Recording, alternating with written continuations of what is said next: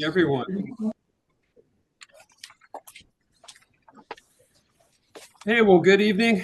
I'd like to call the meeting to order. Can you guys all hear me? Yes. Yeah. All right. So Monday, October 6th, 2025. It is 5:33 p.m. So can we have a roll call vote, please? A roll call? Member Walsh? Here. Member Baskin? Here. Member Thompson? Here. Member Castro? Here. And Jackie has not come on yet, I don't think, so we don't have Jackie. And Chair O'Donnell. So we have a I'm quorum. here. And we have Charles Elliott in the audience, and is Bob here also? Hello, Bob. I wanted to just quickly introduce Bob and Charles, our new members to the ARC. They're not participating today because we haven't gotten them through orientation yet, but they're able to sit here and participate and listen and see how it goes. So thank you guys for coming tonight. All right. Could I have a report of the posting of the agenda? The agenda for this meeting was made available for public access at the City Hall exterior bulletin board on the west side of the council chamber and at the planning services counter by 9 p.m. on Wednesday, October 1st, 2025.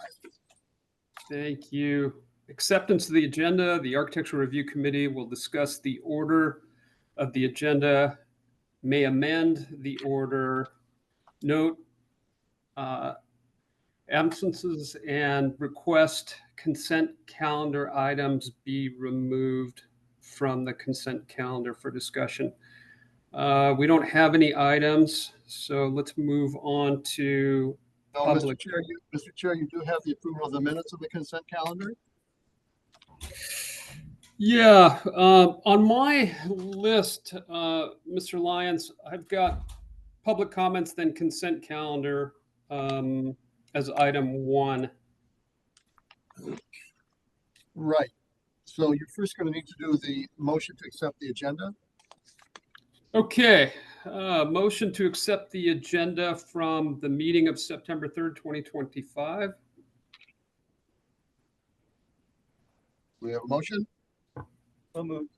Member Castro moves. Second. Second. Member Walsh seconds. All in favor? Aye. All right. Thank you. All right. So public comments at this time has been set aside for members of the public to address the Architectural Review Committee on the consent calendar and other agenda items and items of general interest within the subject matter of the jurisdiction of the board. Although the Architectural Review Committee values your comments pursuant to the Brown Act, it generally cannot take any action on items not listed on the posted agenda. Each speaker will have 3 minutes. Mr. Lyons, can you just kind of outline, there may be folks wanting to speak tonight, when they can speak, if there's a specific item on the agenda? Sure. So for those of you in the audience who do want to speak, you may speak on any item at this time, or if you're here to speak on any matter that's within the subject jurisdiction of the ARC, you can speak at this time. If you would rather wait and speak during the time that the item on which you want to speak is being heard, you can speak at that time as well. So is there anybody who would like to speak now during public comment? Seeing none. We're on. Any online? Huh? Any online?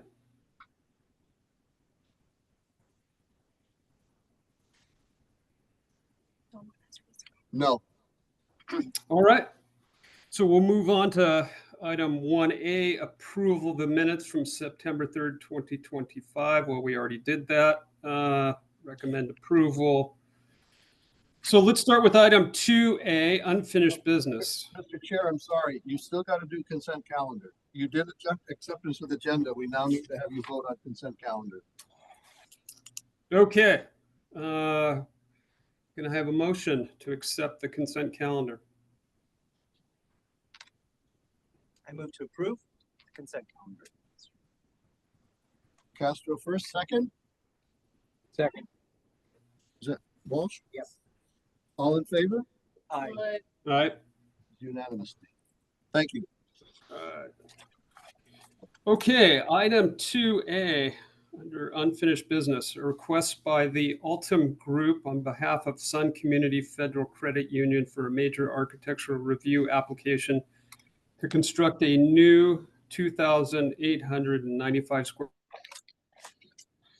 and auxiliary drive-through facility at a 1.08 acre undeveloped site located on the southeast corner of East Ramon Road and South Calais Santa Cruz, Zone M1, Section 19, Case AR 2024-0054. And this is, it looks like Noriko is the staff planner. Yes. Thank you, Chair. Good evening, ARC members. The project in front of you tonight is an unfinished business for the Sun Community Bank, which was reviewed by the ARC on the July 7th. The project proposes the construction of a new bank, and the site design includes a new drive-through ATM canopy, parking, landscape, and structure enclosure. The proposed building is a single story, and the lot is approximately 1 acre in size and currently undeveloped.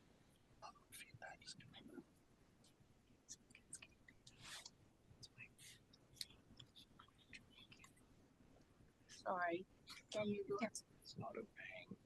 All right, thank you.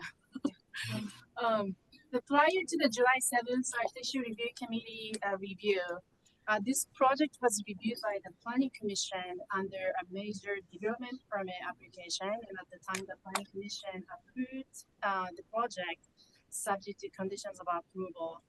At the July 7th meeting, the ARC voted to continue the item and provided the following comments to the applicant's team.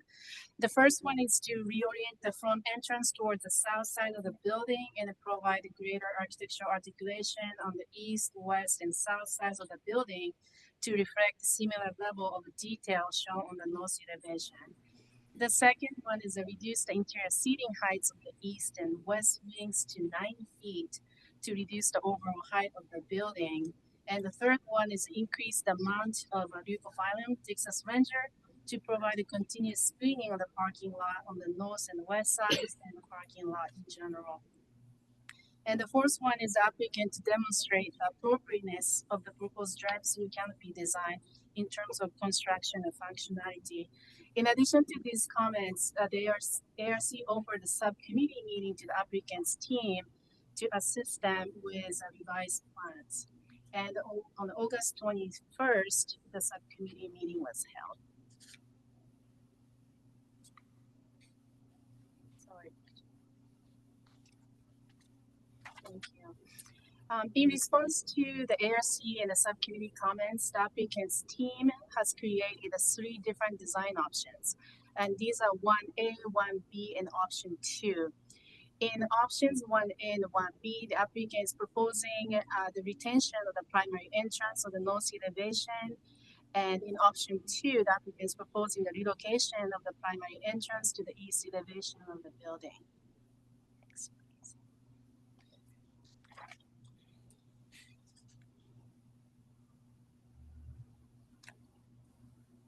And as for the ARC's architectural comments, in option 1B and 2, the applicant is proposing extended roof overhang for the main tower element.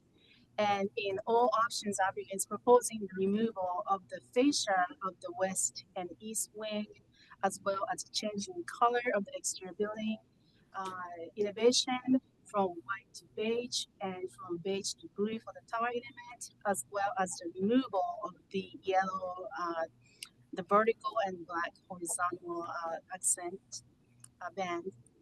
And the different, thank you. And the main difference between option 1A and option 1B and 2 is that the revised proposal for the option 1A shows a previously proposed the roof overhang projection, whereas options 1B and 1B and 2 show more and emphasized and a greater the roof overhang.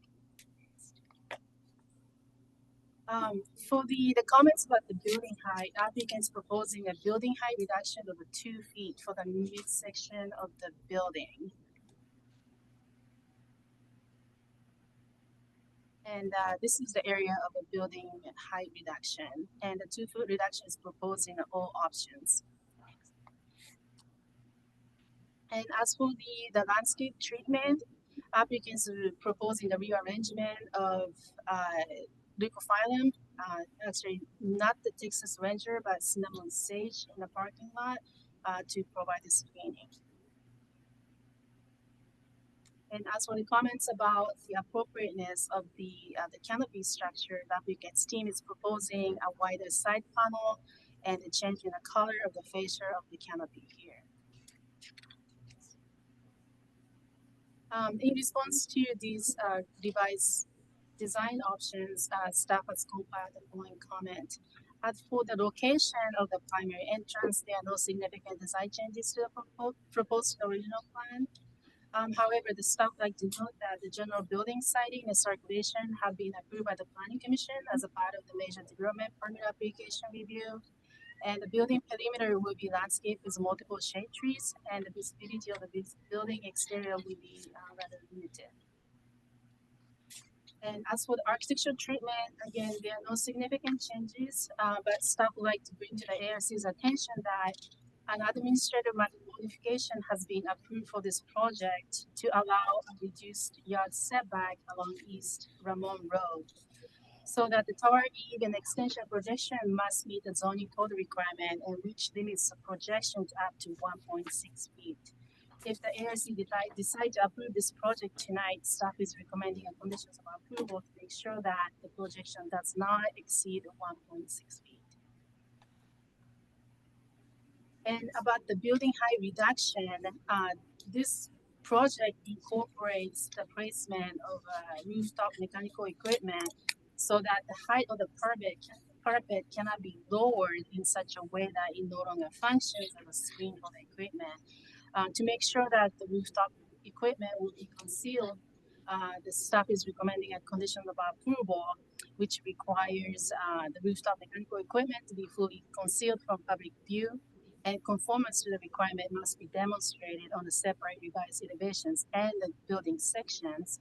And if further changes are needed to the building design for the purpose of meeting the screening requirement, such changes to be reviewed via separate architecture review application. And the determination of whether such changes require a minor or major application to be determined based on the extent of design changes that might be involved.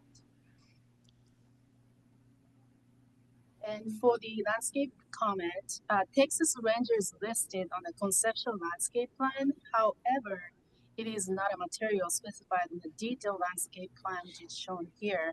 And the material identified on this plan is a cinnamon sage, while these both plant materials belong to the same genus, the species is actually different.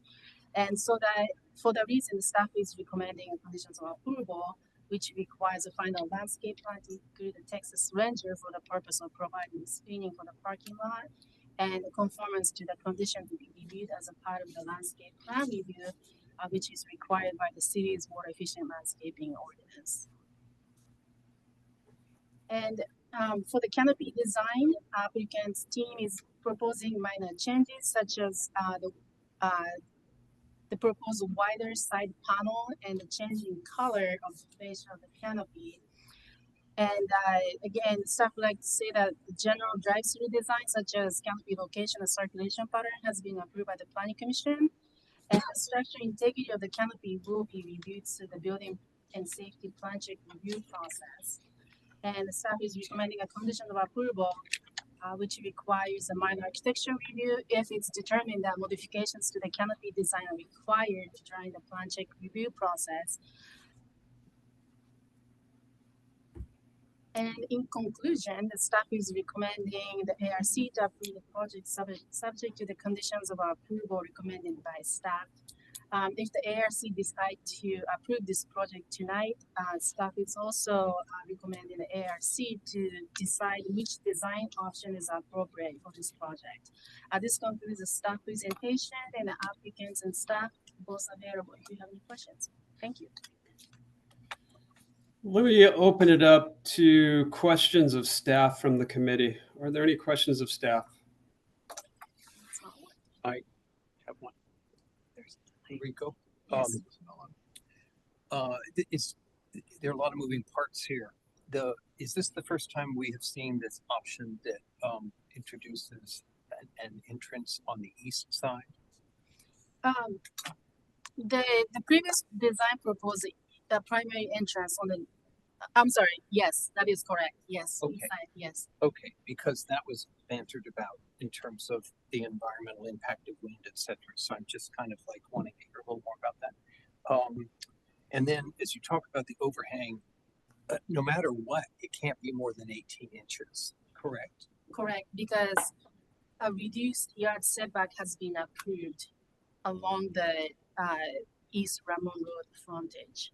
So typically the zoning code I think allows up to 4 feet, but because of the reduction that's been approved for the building setback, additional, I guess I should say, the projection that the building can accommodate is 1.6. Right, that 4 feet didn't move with the building. Correct. Okay. Yes. And then, you mentioned it as kind of a critical thing, but that HVAC that is planned for the roof, and your recommendation is that staff just deal with them with that. Can you elaborate that more? Okay, that wasn't a good question. Are you satisfied that the proposed shielding or what is necessary to mitigate the visual impact of those HVAC units can happen at a staff and Well, without major pushing and pulling of the building? so the revision does not include the building cross section, Yes. which is critical for staff to determine how Right. appropriate that is. Sure. So for the reason the staff is recommending a conditions of approval that if this building height reduction is approved by the ARC, the condition of approval will be implemented to make sure that the equipment will be concealed. Obviously, the applicant's team has the option of putting the equipment on the ground, but that's gonna require Yeah, further sure. discussions, Sure. right? Of course. Right. Okay. Yes. Thank you, Rico. Thank you, Mr. Chairman. Any other questions of staff? I've got one if there are no others. Mr. Lang, can you walk us through what our responsibility is here tonight? And also, could you remind us what the Planning Commission's responsibility was relative to site planning? Sure. The planning commission through the development permit is looking at the overall site design. They're looking at the overall building massing and volume and its placement on the site relative to the parking and the other features on the site. The items that the ARC is reviewing today is a similar set of criteria, but they are different. That they are more about color, form, fenestration, and the overall appearance of both the landscape and the building itself. And would you include into that environmental factors such as sun and wind? Absolutely. Okay. All right. Would the applicant like to make a presentation?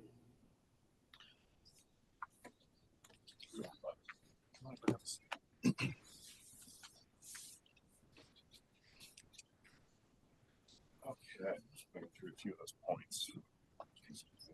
Some notes. Okay, so sir, can you introduce yourself? Yes, my name is Jonathan. Thank you. My name is Jonathan. I represent level 5. We'll be the builders on Sun Community. I do believe we've got Jason, Patty, as well as Joanna Robinson, who is online. Joanna will be the architect of this project. If you've got questions, we can paint to her. I'll try and cover what I can. So, starting at the top of my list, we've got the orientation of the door. Our revised proposal here, option 1A specifically, keeps the door largely where it was originally, with the removal of the swinging doors to accommodate some of the wind. We did a wind study on this project. Moving the door dramatically didn't help us from a circulation standpoint. And moving it to the east side kind of impacts the circulation. Moving it to the south side, I believe, west side, west side. Moving it to the west side is more detrimental to the wind. It forces that wind into the tunnel. We found it was kind of a happy medium to keep the door where it was and go to a sliding door to alleviate that wind concern. This helps with the frontage of the building, and it helps with mostly the circulation. The next point, the parapet height. So we can see here on the original proposal, we've got 2 colors of stucco, the white on the front and the tan in the back. I think this image shows it most cleanly. We've reduced that parapet height in the back to create a sleeker profile walk below, and we've moved to a fully tan revision as well, so that it's kind of one form. To your point about the HVAC, John, that HVAC, if you look at option 1A, that back view on the left, lower left, or the original proposal, where we've got that Sunny Community logo on the backside of the building, where that parapet comes up a little bit. Everything else is low, but that parapet comes up to help shield those HVAC units.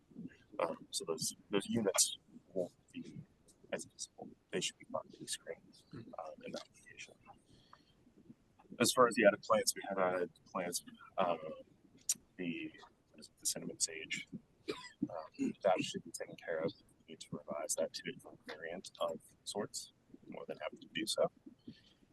Then, as far as the other comments that we saw last time we were here, we've cleaned up a lot of the stucco reveals, and then, like I said earlier, we simplified down to one main stucco color.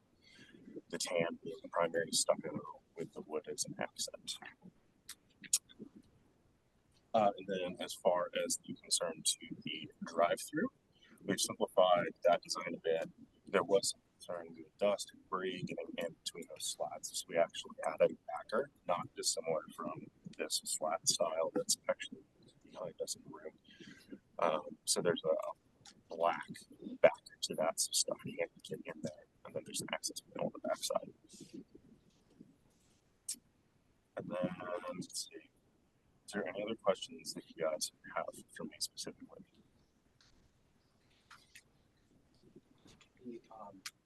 Thank you. The little canopy for the drive-through.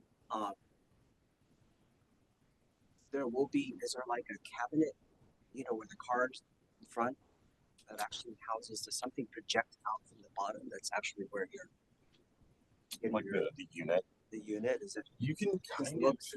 I don't get a sense of. It just looks like a one flat. Yeah, so the kiosk itself is Okay, I actually see. like this right Sorry. here. I'm looking Or at the. you can kind of see it through the back, just right there. It's a pretty small unit. And what's your preference on the color, doing the wood or the blue color that we see on the tower? The blue pulls out for their branding. I think it's a little complicated personally.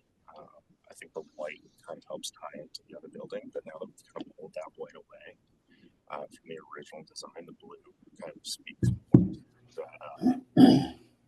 to the top cap now. So maybe you've got kind of like this top cap theme going on between the drive-through and the main building.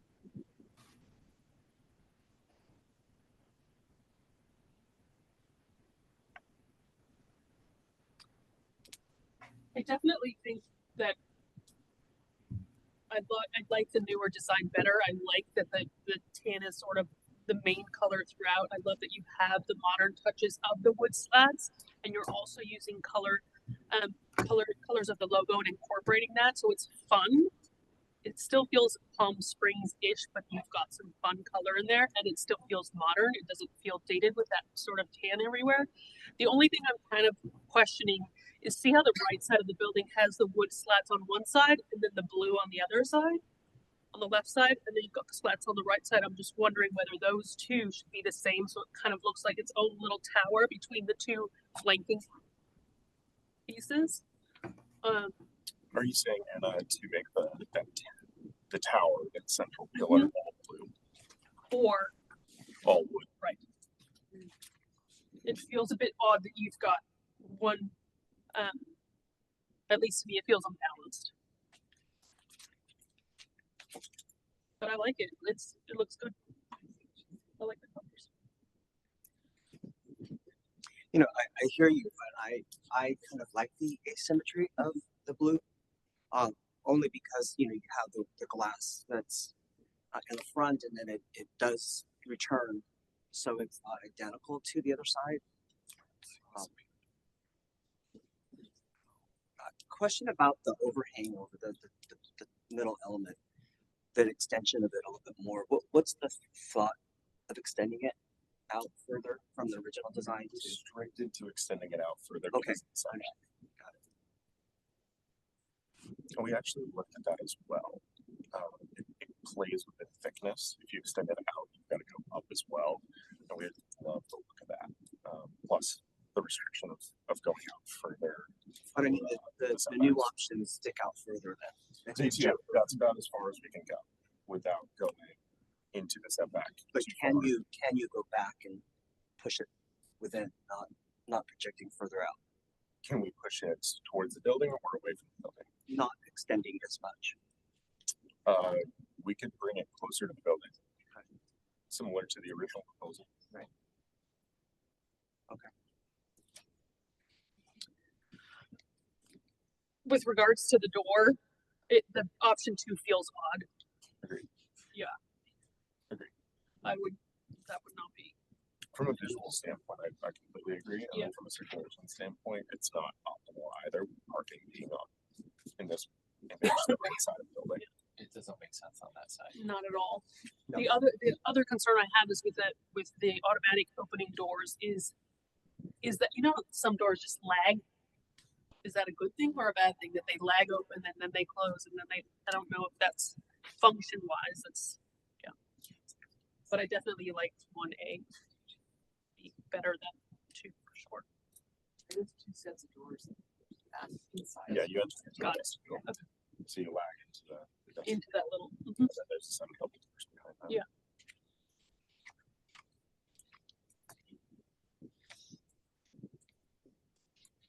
I think for me, I like the wood on the tower all the way around. The blue with the sun and the intensity of it, that blue is going to fade fairly quickly.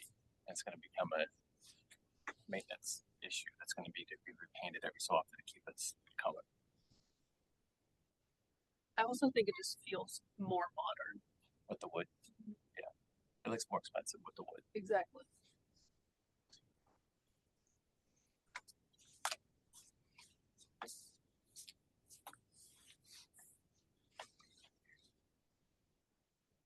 It makes the logo stand out more, I feel like, as well. Absolutely.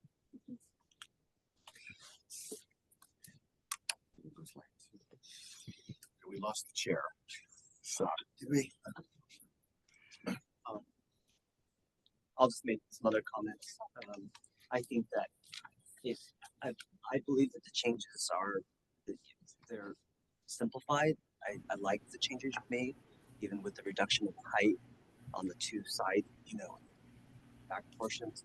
That black banding around, that's removed now. I think wasn't absolutely necessary. I think it looks better simplified. I'm not keen on the overhang of the blue. I think it just draws more attention. I like it. You like the extended? I kind of like the overhang. It feels finished. you like Mm-hmm. I'm kind of near here nor there about that. the overhang was actually by recommendation. Last time we were here. I didn't recommend it.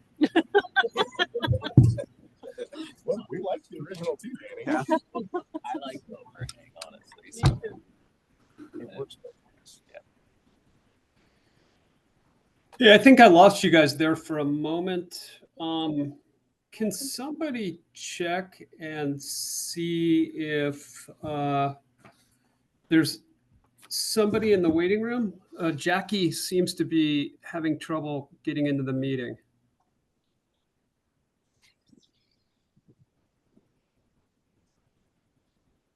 All right, let's continue to move on while somebody checks that out. I went offline there for a moment, and I didn't get all of the questions that were going back and forth, but I'd like to thank the applicant and then open this up for any public comments that there may be on this project.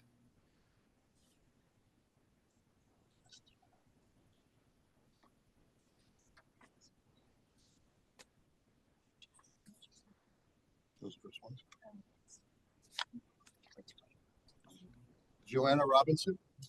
Joanna and Jason are both online. Oh, they're online. Okay. Huh? Okay.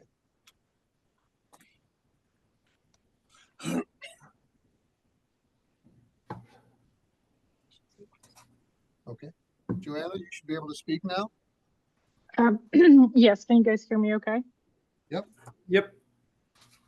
Yes, I'm here to answer any questions and also go through the design options that we've shared with you all. So please ask away. Okay, so you're part of the design team. Correct. Okay. Are there any public comments that staff can see?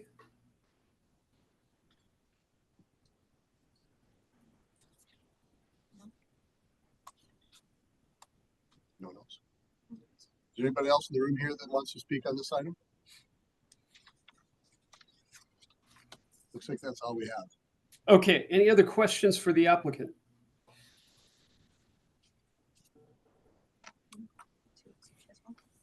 Is All right. Jason part of the applicant team? Yes. Does he want to speak, or is he simply available to answer questions? He's available. I think I'm unmuted now. Can you hear me? Yes, we can hear you. Yeah. So the only thing that I would add to what Jonathan pointed out is our preference, and I think we made this clear in the presentation we sent over, is those sliding doors in the front, which sounds like there was an agreement, but also the thinner top hat is what I call it, as not an architect, up top. From a structural standpoint, that makes things a little more straightforward, but also eliminates the concerns with encroaching into the setback, into the front yard. All right, I think we've So we heard. looked at making it larger, but it got thicker. Yeah. Okay, thank you, Jason. I think we've had enough testimony from the applicant. So what I'd like to do is I'd like to open it up for committee discussion. Does anybody want to start?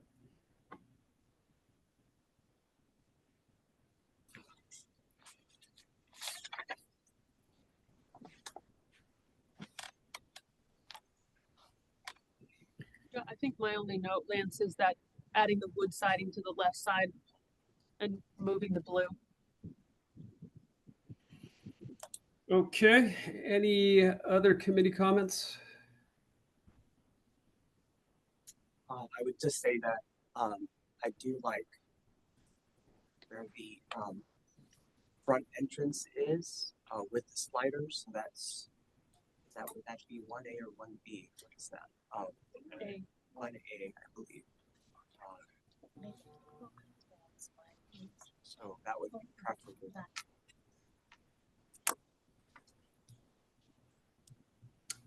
Member Walsh? This has been kind of a protracted process, just analyzing a relatively small building. There are some things that I think are seeds of why it has been a little bit hard. I think an overhang would have been a good overhang, 4 feet 6 inches, would have been a very dynamic and mid-century element to introduce to make that work. Perhaps the building should have been checked out to see if it could have gone back a little bit.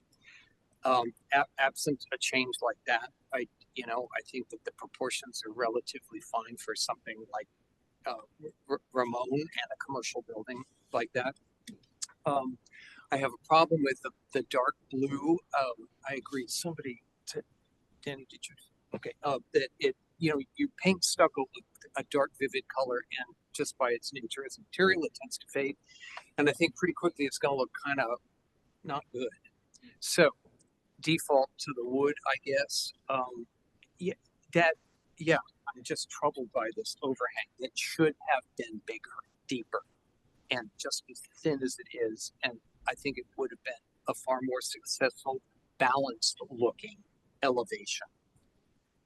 These are right now. It struggles with its little aesthetic parts that don't quite all come together. Are you saying that the overhang it doesn't really serve a purpose for being slightly extended out, or? Well, I think it has limited application in terms of solar shading or something like that. I think it's sort of token, but at the same time, you're kind of trying to create this little jewel image and a very complete looking aesthetic to this building, and that would have been something, ride that horse, that could look good. A couple key elements like that to really be developed carefully and to work out. And I'm kind of, a little bit worried about, okay, yeah, well, we aren't going to see the HVAC units, but I think we might. I don't know. Just sounds like an unresolved issue that would be kind of critical. That's my 2 cents. Thank you. Member Thompson. I like the overall look of the building with the parapets being lowered by 2 feet. I think that, having the sliding doors rather than an opening door makes an improvement to the building. I would avoid doing the blue wall. I do the wood there. I'm not a fan of the cap, but I do prefer as option 1 thinner. Like John says, I prefer to see it bigger and have purpose. It doesn't seem to really fit the building, but I get the restrictions that it has. I think that having the door on the east side is not wise. It's too far away from the parking lot. It kind of faces off to the ATM machines, which is they're not getting out of their cars and walking to the bank from that side. So I think that the front remote facing sliding doors are probably the best option. That's all the comments I really have for this. All right. Well, thank you. I've got a few comments that we really have given this project every due consideration, including a supplemental meeting to sit down and try to make something out of what is obviously struggling for most members. But let me see if I can put it somewhat succinctly. I think this project came to us as a prototype design. And as a prototype design, there's probably few things that the design and development team, owner team really want to change. And I for one, I understand a prototype and I understand rolling that out into different communities. The next step for this project was with the Planning Commission. And somehow the discussion of wind and fronting did not, or seems to have not been, a major issue for the Planning Commission. But for me, the site planning is flawed in that the location of the door fronting on Ramon Road and the parking lot to the west just sets the building up for kind of an odd arrival sequence. It's giving itself to Ramon Road as a public-facing building, but then to get to the front door, you have to walk past the building. And yes, obviously there's a tall tower here that in architectural idioms, having the greater volume there would signify the location where one would head to. But I still just see the flawed site planning with the front door, and then we've got wind that we're kind of taptoeing around. And yes, the doors won't swing into anybody when they're open, but with these sliding doors, but it's still it's just it's a prototype design that's working really hard around our committee to make it feel like it's site specific. And it's just never going to be site specific because of where this thing started. I don't know if the rest of the committee feels like I do, but I would like to deny this application. And Mr. Lyon, if we deny the application, I don't know if the other members will vote with me. What would be the process for the applicant? If the applicants still wish to carry forward with the application as they have it, they would appeal the decision of the ARC back to the planning commission.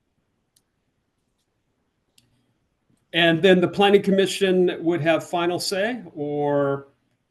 The planning commission would have final say unless it was to be an action opposing an approval. In other words, if it were to be a denial at the planning commission level, the applicant could then appeal to the city council. Okay, I'm going to make a motion for denial.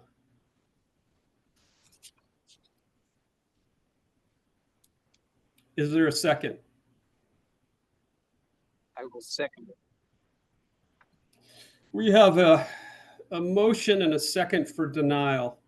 Could we have a roll call vote, please? Or any further discussion? Let's open it up.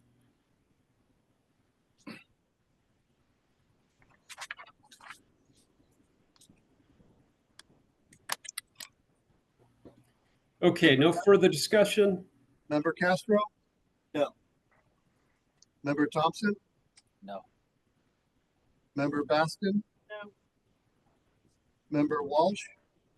Forgive me, Mr. Lyon, I'm confused. To vote no means, The motion is to deny. So if you're voting yes, you are in favor of the denial. correct. Okay, my vote is yes. And Chair O'Donnell. Yes. So this motion fails 3-2. Do we have an alternative motion?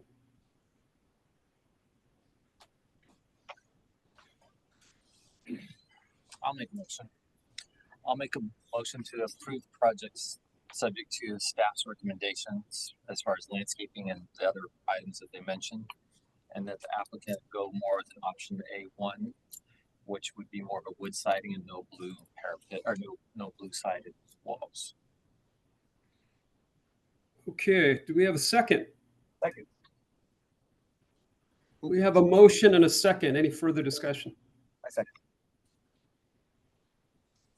Any further discussion? All right. Seeing none, roll call vote, please. Member Castro? Yes. Member Thompson? Yes. Member Baston? Yes. Member Walsh? No. Member Chair O'Donnell. No. Motion passes 3-2. Correct. All right. We are on to new business, item 3A. A request by Santa Rosa PS LLC for a major architectural application for the construction of a 4,280 square foot house on a hillside lot at the terminus of West Santa Rosa Drive, Zone R1A, case AR 2024-0092. And it looks like the staff planner is Mr. Malacher. Yes. We have a presentation, please. Thank you, Chair. So this project is at the west terminus of Santa Rosa Drive in the historic Tennis Club neighborhood. The scope of the ARC review is a major architectural application for the construction of a 4,820 square foot single family house on a hillside lot. You are tasked with reviewing the building design, colors, materials, lighting, and landscaping. So the proposal is a lot that is 1.57 acres, 4,800 square feet in size. The proposed setbacks meet all the standards of the R1A zone. The height is 18 feet at the highest point, and there are two covered parking garage spaces. Okay, now the clicker doesn't want to work. this is our first meeting in this room, so that's why it's a little rough. Here we go. Okay, so the Historic Site Preservation Board reviewed this project for a Class 1 certificate of appropriateness because there is a ruins called the Avery Field Cabin Ruins, and this review by the HSPB was approved with conditions as listed in the staff report, and those conditions are on page 5. There are a series of conditions based on environmental monitors, a long-term maintenance plan, preservation and treatment of the existing ruins, and to amend the Mills Act agreement. So looking at the site, on the right-hand side is West Santa Rosa Road that ends. The historic tennis club condominiums are to the top, where it says 55 West Baristo. To the south is Ramon, the west terminus of Ramon, Linda Vista Drive, and the developable area is the flat portion, and then the hillside continues off to the left, and we'll show you that in just a second. I do want to say that notice was given according to the zoning code to all property owners and residents or occupants of properties within, let's say 80 feet that touch this lot. That's the requirement for hillside notification. And they received 2 notices, one when the application came in and then one when the project was scheduled for the first hearing back in September. And now this one, a new notice was sent out to property owners also. So looking at the site plan, it's kind of hard to see if you can't zoom in on your pads, but to the right of the property is the end of Santa Rosa Road. To the north, or the top of the slide, is the condos. To the south is a wash area that runs between the wash and the houses that back up onto off of Linda Vista Drive. And the Avery Cabin Ruins is the box. I don't know if this pointer works. I don't think there's a pointer. On the very right-hand side, you can see a left-hand side, you can see a little box, and we'll have pictures of that in just a second. So zooming in, the house is a series of sloped roofs. The garage, 3-car garage, is off of a driveway that comes in from Santa Rosa. The condominiums are to the north, or the top right. The closest point of the house is at 13 feet, and that's that point. And then the house sort of curves. And the very highest point is 18 feet, which is over the great room, which faces the pool and then the Avery Cabin Ruins. You can see the stairs that go up to it in this drawing. There's a grading plan that is included that shows the different varying heights and points of how measurements were taken. I just want to read off several of them because they're important to know where the property is located. So the finished floor elevation is 486 with 479 feet as the elevation, the terminus of the street. So the pad of the house sits 7 feet higher than the terminus of the street. The adjacent tennis club condos also has a finished floor of 479. So it's the same elevation as the Santa Rosa entrance. And this new house will be set 13 feet from the side yard. So I think I have where is it? Let me go back for a second. All right, so this is the roof plan showing how the roofs interact and how the slopes go. As I mentioned, the tallest portion is above the great room, and a building elevation showing the 18-foot height at the point of the great room. The garage is at 10 feet, which is the bottom slide. And then there's a series of roof elements that wrap around the lot itself. There we go. So back to measuring the building height. This is a site section. The very top image shows the historic tennis club neighborhood condos. On the right, there is a slope with a retaining wall and then a 4-foot wall on top of it. So this shows the setbacks based upon what the zoning code will allow. And then also on the left-hand side is the wash that is currently there that will not be disturbed. That was one of the important parts that we want to make sure that hydrology and other water can move through the site itself. Building materials are stucco, a concrete driveway with some stacked stone elements. And then, as I said, the stucco colors are beige and a grayish color with some raked stucco elements to it. The applicant has provided some photo simulations of what this would look like. This is looking from the wash towards the house itself. And at the very left are the cabin ruins. You'll see that right now there's a chimney. When the project first came in, the house and the walls were pushed closer to the ruins. It's been since moved back so that it provides more protection of the historic resource.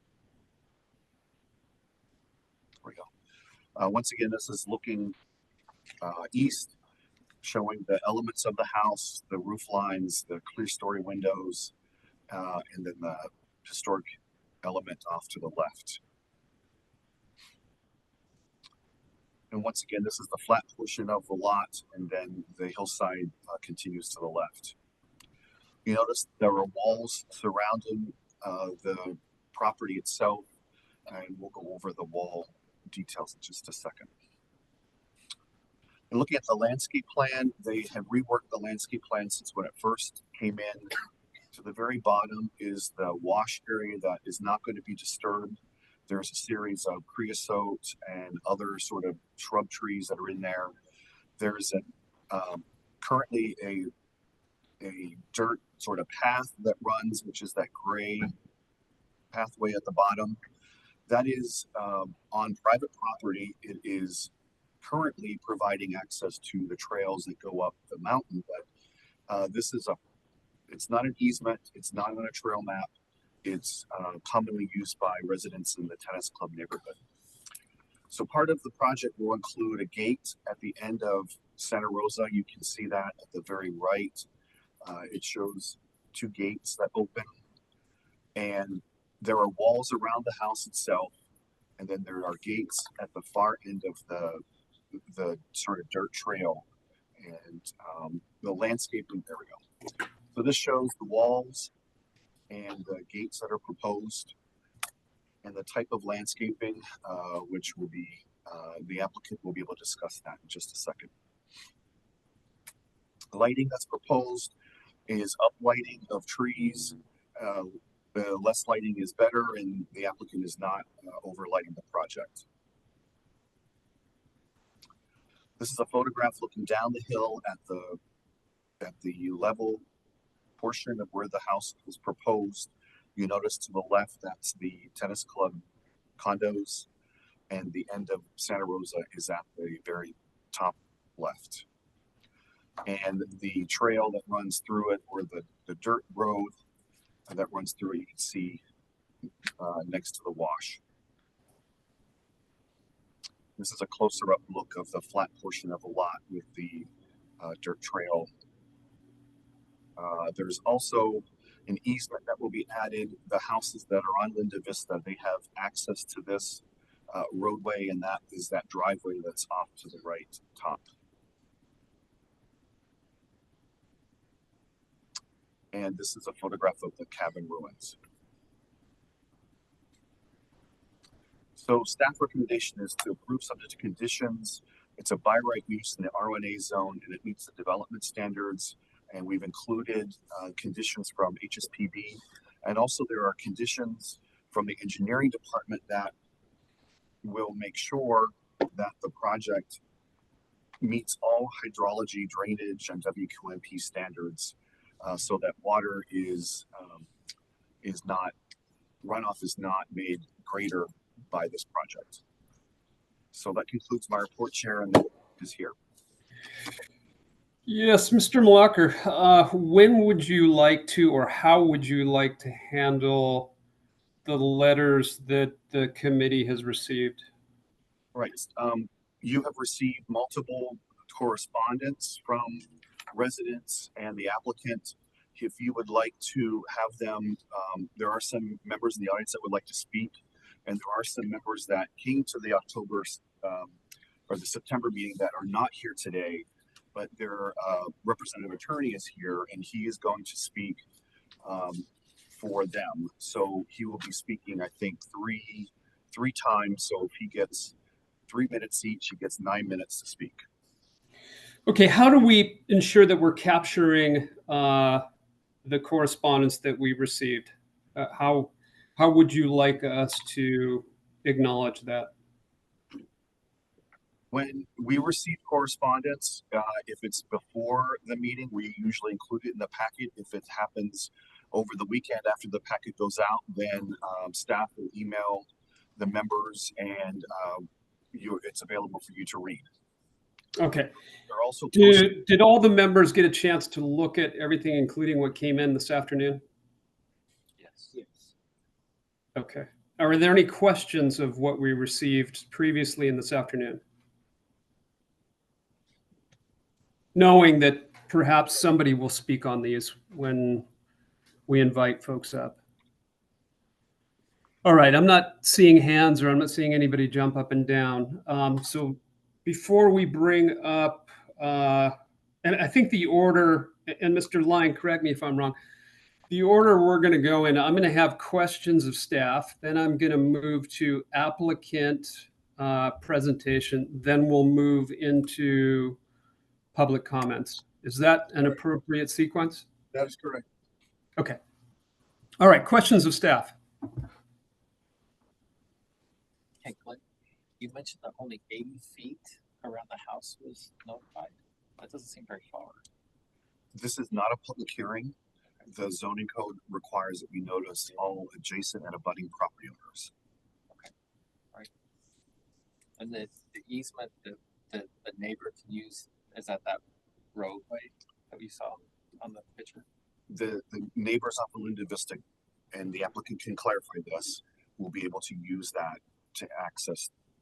I think there's access from Linda Vista also, but they also have access from the back. But they will be able to stop the public from walking across the easement to go hiking or whatever. Yes, it's private property, and they're proposing to gate the entrance. Thank you. Glenn, on this site plan, can you identify where the historic ruins are located? Let me go to a wider version of it. Right here.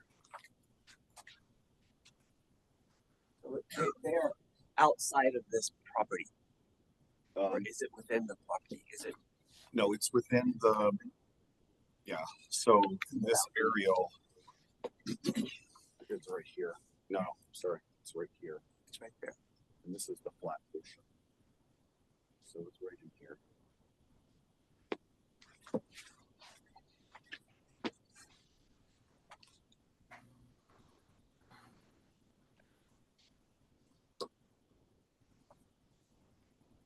I have one other question about the roof. Do we know what the color is? I didn't see the roof color itself.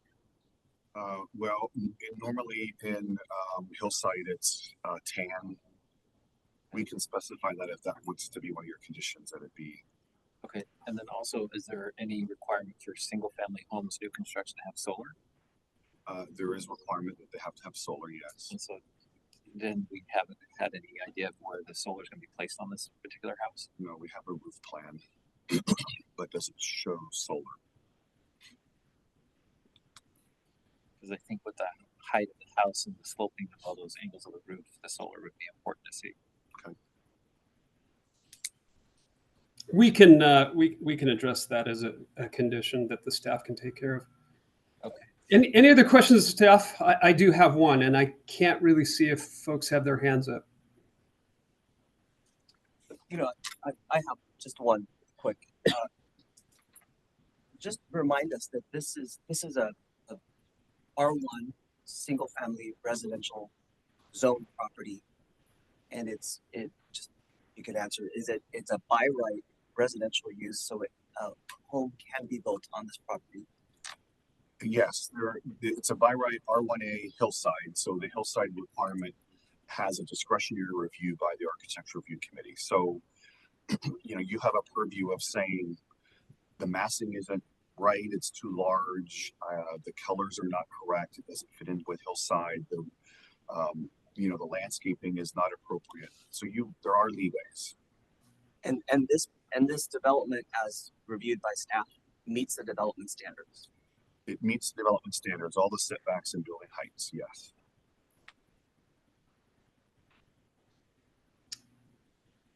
All right, Mr. Malacher, and this is a question perhaps better suited for engineering, and I don't know if there's an engineering representative, but on hillside projects in the city of Palm Springs, we are required to detain our incremental water on from impervious areas. Is there a detention basin somewhere on here to detain the incremental increase from these impervious roofs and drives and decks?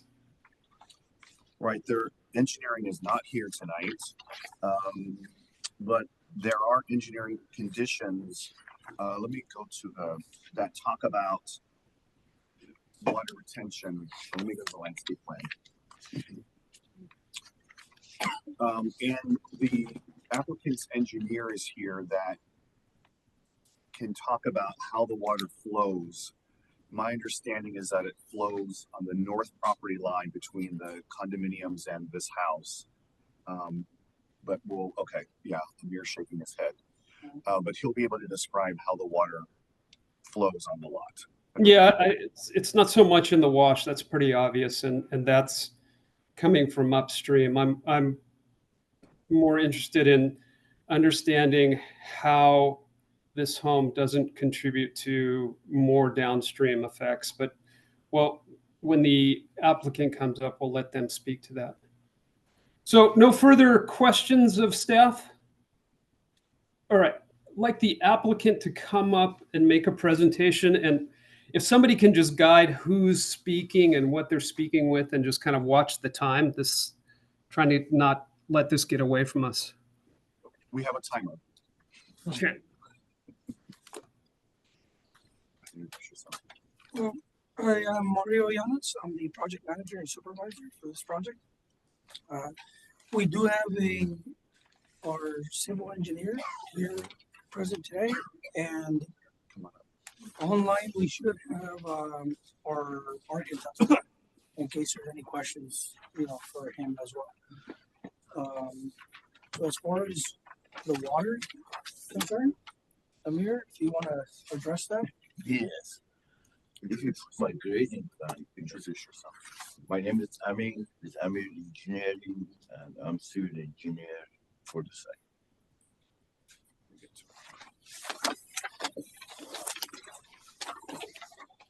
a little slow. Amir, did you hear my earlier question about on-site detention? Go up there if you Yeah. If you look at all of this contour line and right numbers, these are existing elevation. And the highest point in this area is 488. And our design for pad is 8650. So that means we lower even the pad 1.5 foot from the high part of this area. Then the high point right now, the drainage, the high point is here, drains and goes through north side of the property, and from this area we are following the route of the drainage. It comes this way, arrows shows that, and goes to this wash. So this is our route and border, and we are not gaining any more water runoff to any area. As a matter of fact, we are helping. The reason is this is our route and border, and we are doing some green area, landscaping, swimming pool. One thing, this is the property line, and this is existing wall here. and from wall to property line is 7 feet. And right now, all of the drainage for this area goes through here, which is really in our property. So they are approaching 7 feet from the wall to boundary, 7 feet. And all of the drainage right now is going to our property.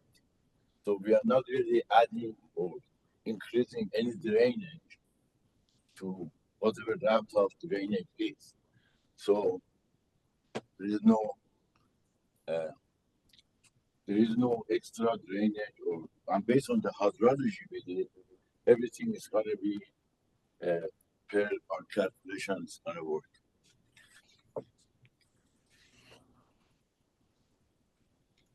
Any questions? Mr. Malacher, I'm going to ask you just to address this with engineering. I hear what Amir is saying, and with all the impervious roof, the impervious drives and decks, we know that we have hydrology here, or we have a site with gravelly sand that does absorb a certain amount of water. But every time in this city, when we do a hillside project, we have to detain our incremental water, and I'm not hearing where they're detaining their incremental water. So just take it up with engineering. I don't want to take any more of the committee's time on this. Does the applicant want to speak any more to the design or any of the other questions that have come up? Sure, any question? I mean, What's the color of the roof? it's like a tan color. Is it, it's foam, correct? Well, it depends what section. Part of it. The flat areas are foam. The areas that are at an angle, we have one section that was steel and the other sections are foam. So the bedrooms are foam, and then we have a big section that is steel, the main living room area. And have you talked about where you're placing solar yet? Yeah, so we would put it on the flat areas above the garage mostly, and depending on if we can make it all fit there, we'll probably use some of the sections above the bedrooms. And then how much of the pitch? On that pitch, well, on the flat roof, we would go flat on our panels. We would have no pitch on the panels. So we Doesn't would not. that affect their efficiency though, with the dust accumulating on them by having it be perfectly flat? Well, there's a trade-off because when you angle them, then you have to put a space in between the next one. Sure. So by having them more dense together, it's a trade-off. You either add more panels because they're closer together, and you're getting more connection, or you're separating them to get an angle, but you got less panels now, so you're producing. So does it just mean you have to clean them more often? You do. Okay. You do. And we've installed angled ones, and it's still a maintenance thing. It's still gonna get dirty. On the flat section, is there enough of a lip on the soffit so you won't see those from the houses below, or? I have the architect on the Zoom available to answer more of the architectural questions for the screening of it. Because I am curious, because you're building it so tall and it's already above the condos below you, what they're going to see. Correct. So I'm curious to how much of the underneath of the solar they're going to see if it's not skirted or if it's not hidden. So the legs that we put are 4 inches, so they're pretty tight up against the roof. They're not, that's why when you angle them, that's when you see the big profile. And will they be back about 2 feet from the edge so that when you're Yes. looking at it, you won't see it? Yeah, because we have to walk around as well, so it'll be both for visual and to access it. Okay, thank you. I'm going to interrupt for one moment here and just welcome member Thomas, who is now online. Welcome. You're muted. You're still muted. Can somebody with a little clearer understanding of what's going on help her out? Okay, I think I'm unmuted. Sorry for all the technical difficulties. You're good. All right. Welcome. All right. So we're going through questions of the applicant. Any further questions of the applicant or the applicant team? Yeah, I have a question. The north elevation or the north side of the property from the building to the property line, can you what are the improvements along in that area? I don't know if it's you who would tell me that or the architect. Everything from landscaping to actual physical walls, and as it faces the condos to the north, right? So we do have a landscape plan here, if you can put it up for us real quick. We're having technical difficulties. Okay, so we do have some landscape there and a screening walls, some block walls there.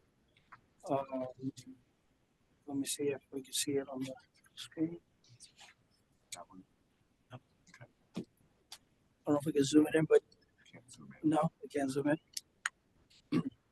Well, the space is kind of tight because right there we have a pretty steep incline. So it gets kind of tight, you know, but there is some landscape and there is some screening walls, you know, for the ACs. Will there be any type of trees or shrubbery We that do have grows some. at a certain height or? It's really hard for me to see it from there. But we do have. You can go up to the screen and point out.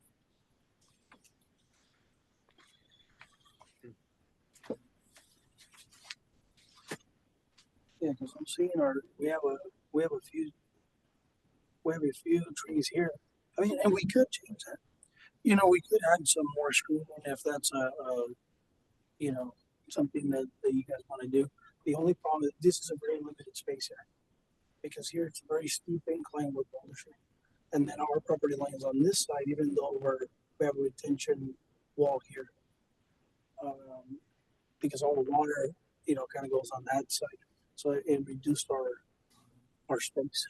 About how much space is that? So I have it written down here.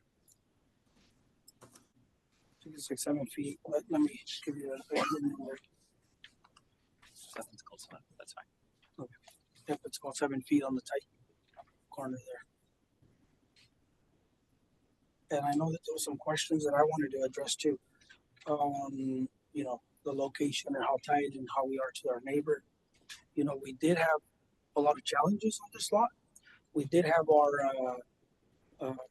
ruins that we had to kind of get away from, and then for the water, this you know, this wash really gets a lot of water. Anybody who knows the area knows that the whole street gets flooded. You know, the river flies through there. So we're really on a big lot, but we only have the small space to kind of do anything with. And then on the easement for the neighbor, I know there was a question there. We do have a proposed gate, so with an easement for access to our neighbor that's also, you know, inside the same space. He has to go through our lot, so we have an easement there for him. So it would be a shared gate. And the reason why we're trying to close it off as well, there's been, you know, the homeless situation there. We're still dealing with it now, where, you know, it's just a problem.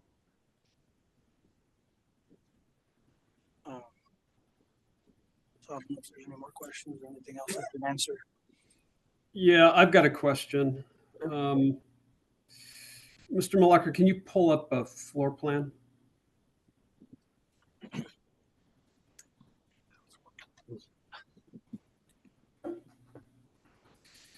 This might be a question for the architect. Has there been any discussions with the client about aging in place? Has there been any discussions about something we would, you know, typically call aging in place, or minimizing steps within the house? We'll see. There's that's where we come back to the conflicts, because we lowered the garage, making a step there. Those are the only steps we really have from the garage to the home, to try to accommodate our neighbor, you know, and lower our height there, kind of the closest to our neighbor. And we appreciate that. Just take us through the practical concerns if the whole house was lowered to the garage elevation. So see, when we lowered the garage, we've also lowered pretty much the whole house. We had like 23 feet on the great room on the very tip of our roof, and now it's 18 feet. In the master bedroom, we're down to 15'8", and in these secondary bedrooms, we got 13'4" to the top of the roof. So we've, I don't think that was the question I was asking. The question I'm asking is if you take the floor everywhere in the house and you lower it to the garage height, what would be the practical concerns of doing that? one second here, we'll let Amir kind of look at the plan real quick. But see, our main thing too is, you know, we do have our wash coming at an angle. The more we go down, the more we cut down on that angle. And we're trying not to disturb that wash. Right now, the garage is 9 inches lower than finished floor. Yep. So the difference between finished floor and garage is 9 inches. Correct. And see, that's away from that wash. So we're able to work on that side to lower it. Now on the So other is it a mistake to have 3 steps into the house as indicated in the plan that we're looking at? There's 3 risers. well, it's only 9 inches. We could have 2. I mean, it doesn't have to have 3. I don't know why it's showing 3, but Okay. it's So it's 9-inch grade change between the proposed garage, finished floor, and the house. Those should be, there are maybe 4 inches instead. yeah. So 4-inch steps, we could have 2. It doesn't have to be 3. So again, the question is, what would be the challenge of pushing the whole thing down?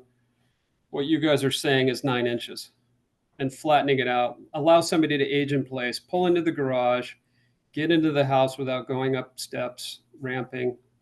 The garage always has to be lower. We cannot have the same elevation, but we can have less than 9 inches. We may have a couple of inches. So yeah, we can lower the building 7 inches or so. But hold up, because remember we had some issues here where our high point in the back. If we get lower than our high point in the back, we're gonna have our water coming over the high point, and then we're gonna have a problem with our water running in the back. So here it's not like a little bit of water. This is a lot of water. We do not want to be close to our high point, or lower than our high point. We're gonna end up having water problems. So even though we did lower our pad from what's existing now, it is lower on our proposed building. It's it's still safe for heavy rain. Okay, here's what I would like to do. I'd like the committee to have a discussion on this, and then we can make a recommendation to staff and/or condition of approval. But I think we kind of understand that there's a lot of complexity here. The hillside, the water coming down the hillside, the wash below, the various heights of the finished floors in here, the concerns of the neighbors. If there's no more questions of the design team, should we bring up the attorney or owner's rep or whoever wants to speak and then bring folks up? Yes, let's do that. So we have Linda has a list that she's going to call. Thank you, guys. Thank Oh,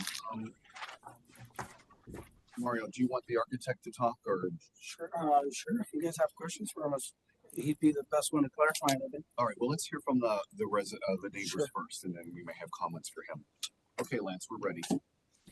All right. Robert Berheimer.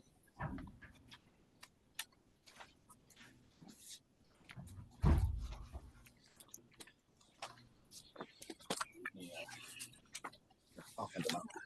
Yeah.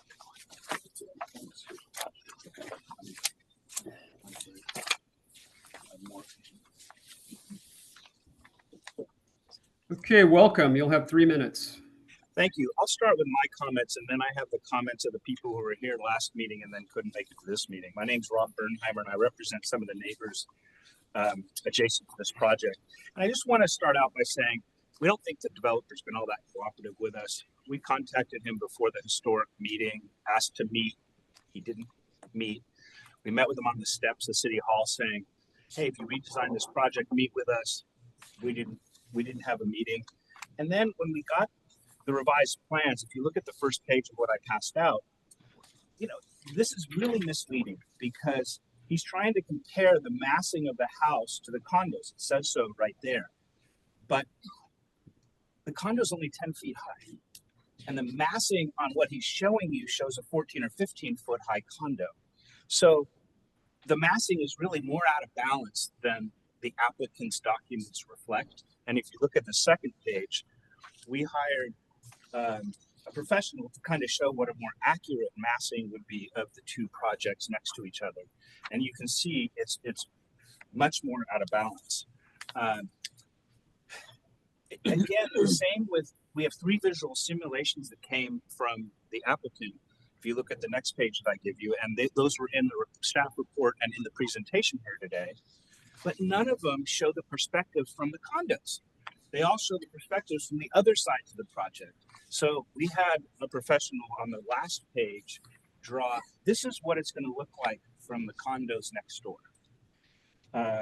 That's pretty drastic. And I understand there's a lot of constraints for this lot. I don't know that a nearly 5,000 square foot house is the right size given all of those constraints. I mean, the historic board pushed this project towards us a little bit. It's a 3-car garage. Maybe it only needs to be a 2-car garage in order to fit the site. I know in some cities, like I'm dealing with one in Palm Desert right now, if you put a 2-story project next to a 1-story project, and I know this is 1 story, but it's already built 7 feet higher than the street grade, so it's similar to 2 stories. Palm Desert says you have to have a 100-foot setback if you're going to put a 2-story house next to a 1-story house. Now, obviously, I don't have 100 feet to do that here, but having a much larger setback than just 3 feet over the minimum would help reduce the impact of what this visual looks like. And so the number one concern that the neighbors of the condos have is what this is going to look like now from their windows and their house. And also from the previous, the second diagram, people will look over the wall right into their windows here. So I think that's a huge concern. I'll wrap it up with my comments, and now I will read the statement of Dan Bridge. Dan was online last time to make this statement and couldn't be here tonight. So here's what he would like me to say. I am a resident of the condominium next door to the site of 555 West Bristow Road, number 30. I am also a developer who has remodeled or restored to Palm Springs historic standards 6 homes in the area. My experience is that the city of Palm Springs has focused on low-lying buildings in a desire to keep a coherent neighborhood feel, not placing multi-story units in single-family areas. First off, I'm happy to have a house of scale built on the other side of my fence. That said, I'm hoping the ARC will require modifications to the proposal as the plans now stand and require substantial revision. As the plan now stands going out my den door, I would look up to the base of a 7-foot perimeter wall to which there would be a 20-foot backside of a house with higher windows at the top to break up the volume. Please reconsider this project, making sure the foundation is set at neighborhood grade and is set back enough from present homes to retain the quality of the neighborhood in which it is built. And I'll just add to that, I heard the developer say, oh, this is 13 feet, or it's not 13 feet, because the base grade is where Santa Rosa Road is. So when the developer says the height's 13 feet, it's really 20 feet. It's 13 plus that already elevated 7 feet. I know when the project was being considered 7 years ago, they were talking about lowering that grade down to Santa Rosa level, and that's something we would support. I'll finish with, and here's the comment letter. And if you could hand this out as well. This is just something that Julie wanted to handle. So Julie Jorgensen also lives in the condos next door. I live immediately, and this is her statement, I live immediately adjacent to the project site at 555 West Bristow Road. Street grade for this project is the exact same as our condo. However, the project site has been artificially raised over 7 feet where they are proposing construction so that the 4-foot retaining wall alone is 11 feet above base height. Without grading this site back down to street grade, There's no way for us to screen the house visually with plantings or otherwise, as the base of the wall essentially starts at the top of our hedges. I have a 6-foot ficus privacy hedge right next to my windows. The artificial elevation means that they can look right over that hedge into my windows, and the diagram that I provided in my comments depicts that. The developer may say that restoring the site to street grade is not feasible due to hydrology or cost. No matter whether the developer grades the site down or not, they will have hydrology challenges because the Bristow Wash is literally a force of nature, and adding hardscape will increase the speed and volume of the water to be managed. The fact is that they haven't completed the hydrology studies yet. While these are required as conditions of approval, given the significant challenges of the site, the studies should be done before the ARC approves this project so that all the walls, channels, and catch basins and their visual impacts can be weighed by this committee. We understand this project is a spec home. The developer is really just looking for a maximum footprint. The design is likely to change once a customer is identified. This gets costly and difficult for the neighbors to track and respond to. We would like to see the city specify setbacks and a maximum building envelope so that the project is harmonious as a matter of scale while protecting existing visual corridors. The ARC can balance the interests of the neighborhood now by tailoring the height and footprint of this project to fit the surroundings and still allow a sizable home to be built on the site. On a final note, I have included pictures I took of bighorn sheep that were on the proposed site just a couple of weeks ago. We have sent photos to the city of previous sightings. This time the bighorn sheep stayed for over an hour. How is this project exempt from CEQA when endangered species are frequently there? How will the bighorn sheep be protected? And then I think you guys got the photos of the recent bighorn sheep. I'm happy to answer any questions if you have any of the neighbors. Are there any questions of the speaker? Thank you. All right, appreciate your testimony. There's no other online. Okay, Chair O'Donnell, that seems to be, is there anyone else in the audience that would like to speak on this item? Seeing none, yeah, just 1 second. Seeing none, and there is no one online asking, so the applicant is available for rebuttal if you would like, or answer questions. Well, I for one, I appreciate the neighbors making this a succinct process, which just helps us out. Do any of the committee members have any further questions of the development team now that we've heard from the neighbors? Mr. Chair, we do have the architect for the project online, and if he would like to, he or she would like to speak, can you raise your hand in the Zoom? Yeah. Hello, can you hear me? Yes, we can hear you. Welcome.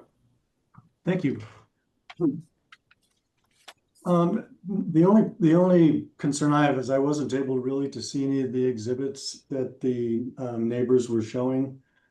I can speak to the fact that, we tried to design a house that was compatible with the surrounding land, the mountains, the materials, the colors, and the massing.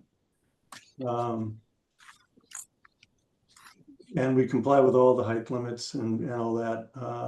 I really feel that the massing is something that's helping the project blend in, and it certainly makes it a lot more compatible with the neighborhood. I mean, and I'm here to answer any questions you might have, frankly. Okay, well, we appreciate that. Any questions of the architect? All right, let's close the public hearing portion and let's start discussion with members. Who'd like to start?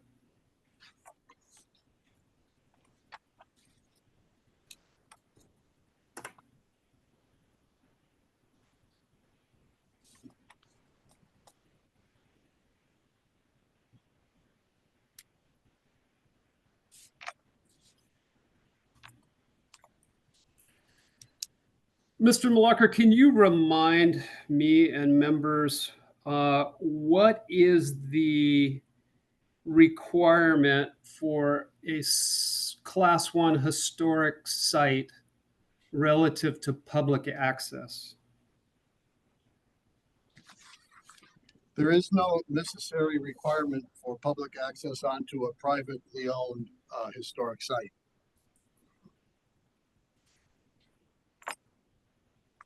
Has there been discussion about that with the HSPB? It feels like a missed opportunity in there.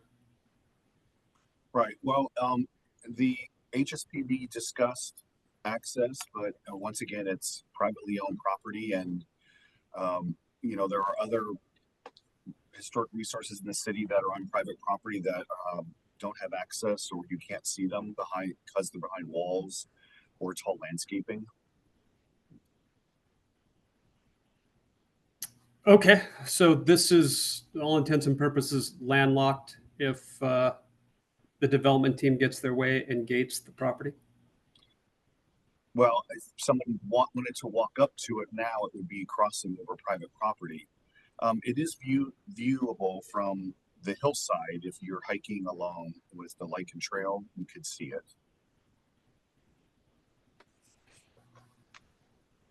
Okay, so we have an access use agreement for a neighbor over the property through an easement. Is there any such easement for public access to trails granted because of use over many, many years? If a trail would be on our general plan trail maps, that would be something that the city would want to maintain, but this is on private property, and it was commonly crossed, and the staff recognizes that this was used as an access point to get to the trails. However, we cannot require that the property owner allow the public to cross over it continually. Understood. Committee discussion.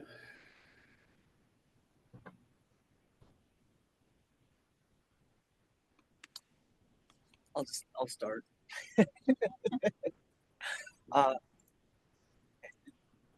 This is a bit of a challenge in that there's few hillside development single family, and you all can correct me if I'm wrong, but I don't think we have a lot of them. And when we're presented with something that's being developed here, it's a vacant parcel, private residential zone parcel, surrounded by existing development that I think the neighbors have had a benefit of it being vacant for decades, and now you're having a new home here. So I completely understand the massive impacts of this new development. It meets the development standards. If the applicant were willing to provide greater setback along the areas where more sensitive areas next to it, the massing that was sort of shown in some of the materials we provided, that would be one thing. However, I believe it does meet all the height standards and setbacks, and I happen to like our scope of review is the building materials, colors, and the landscaping. I happen to like the design of the building and the colors and materials chosen. I wish there was perhaps a greater interface and sensitivity to especially the condos to the north. And that's, I think, the challenge we have here, but I overall agree with the building materials and colors and the landscaping and the finishing of this proposed design. Since there's a little bit of reluctance to just speak up, let me just go around the table. Member Baston? I tend to agree with what Danny said, as well as the water runoff situation. I think that should be looked into as well. But I agree. I think the building itself is stunning. The color use and the materials is great. Maybe meeting somewhere in the middle with the neighbors, with their suggestions. Yeah, could make it work. Do you have a recommendation what the middle might be? Some sort of setback, as Danny said, further away from the Baristo condos. Okay. Member Thompson. It's a tough one. As far as what we're looking at, as far as the structure itself, it's interesting. It's, if anything, it's a little bit on the plain side as far as detail and interest. It's I don't find it very exciting, but I think that it does blend into the environment well. I would like to know more about the solar and how that may accentuate the height of the building and what the neighbors will see. It is within its guidelines of what's permissible on that lot, and I do think Anna's right as far as the water runoff should be looked at a little closer. That's the only comments I have. Thank you. Member Thomas. Hey, everybody. I'm inclined to agree with what's been said so far. I think my biggest concern is also hydrology. The water runoff is of concern. And then maybe, and I'm also, I missed the conversation maybe around the bighorn sheep. Was there any conversation around that and the protection of those animals? Did that come up at all? Right, it was discussed at HSPB. The lot is adjacent to the conservation area, so there's no requirements for any kind of mitigation to keep the sheep. You know, what happens in those situations is there can be requirements of fences and gates and that kind of thing to keep the bighorn sheep from coming down, but I don't think that's where we want to go with this. But I mean, I've been out there, I've seen them on the side of the hill. So there's no concern about the bighorn sheep encroaching on this new structure once it's developed in a way to protect them? Is that outside of our purview? Right, there's no mechanism for the city to require any sort of bighorn sheep protection at this stage. Okay. Thank you, Member Thomas. Member Walsh. The first thing I wanted to address, and it's always kind of disturbing, but the graphics, a question of accuracy just has to be put to bed. And so it's, I don't think that we can play fast and loose with critical dimensions like this. So there almost needs to be at a staff level an agreed upon series of sections, including the neighboring properties, and really nail it and see if we have these problems that look like problems. And as the height issue gets talked about, I'm not quite sure. I mean, I understand that setting the finished floor level is of issue, but also you've got a building of significant height so is it a question of roof height, or is it a question of setting the slab? And I think it's both. And it's interesting to you know, as an architect, we go through the issues with hillside lot discretionary review on those type of issues, and it is difficult. And what it calls upon is almost like a good neighbor approach. There's no hard and fast rule book in terms of a mitigation that has to happen because it's on a hillside lot, but there is an approach, and this perhaps could use some more of that. And I think you might get someplace a little more constructive with it at this point in time. Size reduction. Okay. All right, I'm looking at elevations, and I mean, I know these things are hard, and there's never enough time to kind of put all the elevation effort into it and plan effort. But a couple things that I noticed when I look at the plan, I think you could totally reduce the square footage on the plan significantly and never miss it. I think there's a lot of circulation space and you know, if your instruction was to reduce it by 15%, I think you could do it, and again, you wouldn't feel it. I think you can hang on to the same concept if that's something that you are wedded to. But that said, I'm looking at something that and I know we aren't that far along with it, but it looks kind of predictable to me. And there's something quite special about this site with the hostile rocky conditions that you have to deal with in terms of setting the building and the foundations and all. And you've got this kind of quirky little thing going on at the end of the lot. And it's almost like these worlds are colliding with no relationship between the two that I am seeing. And it just seems to be somewhat of a missed opportunity. And that's kind of a cop-out just to say that, but I think that given time and focus, it could be quite a splendid architectural piece. That's all. All right. Thank you, Member Walsh. If I had to summarize what I think I heard, there's a general agreement that the architecture is pleasant.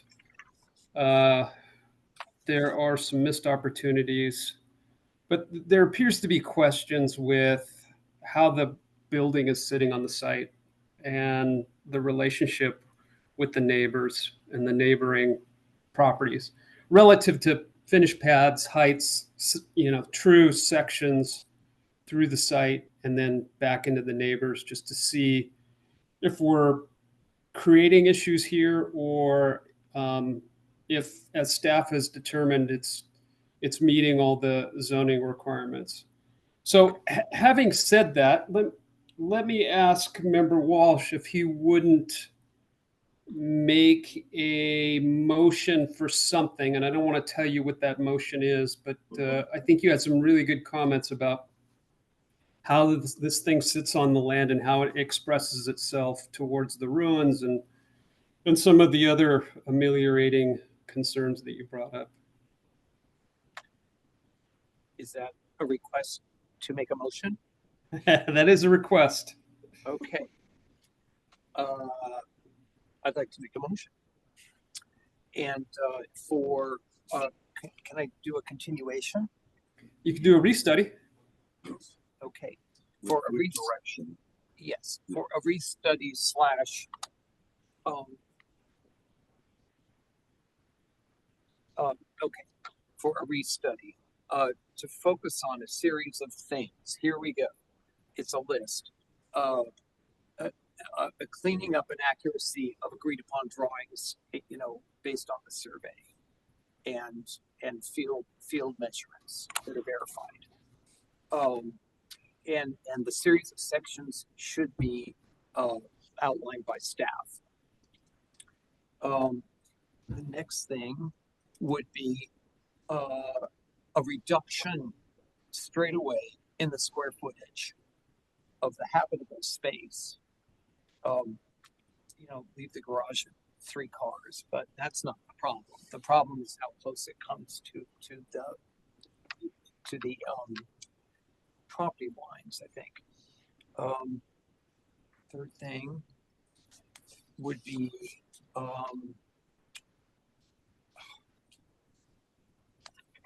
to address the relationship between the proposed home and the ruins.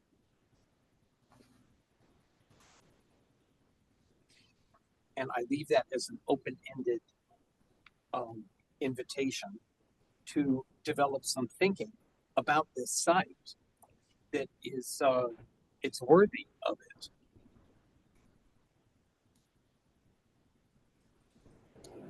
All right, Member Walsh, so we have a motion. I'm going to second and Hey, ask- Lance?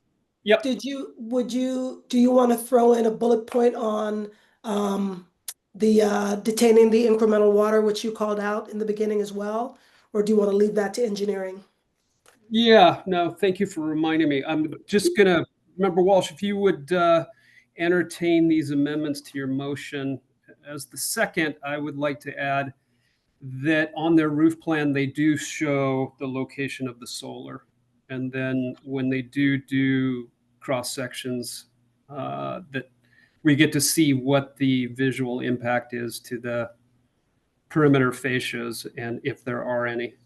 The other one is I would like engineering to weigh in on the on-site detention and whether and how they are suggesting in the conditions to address this.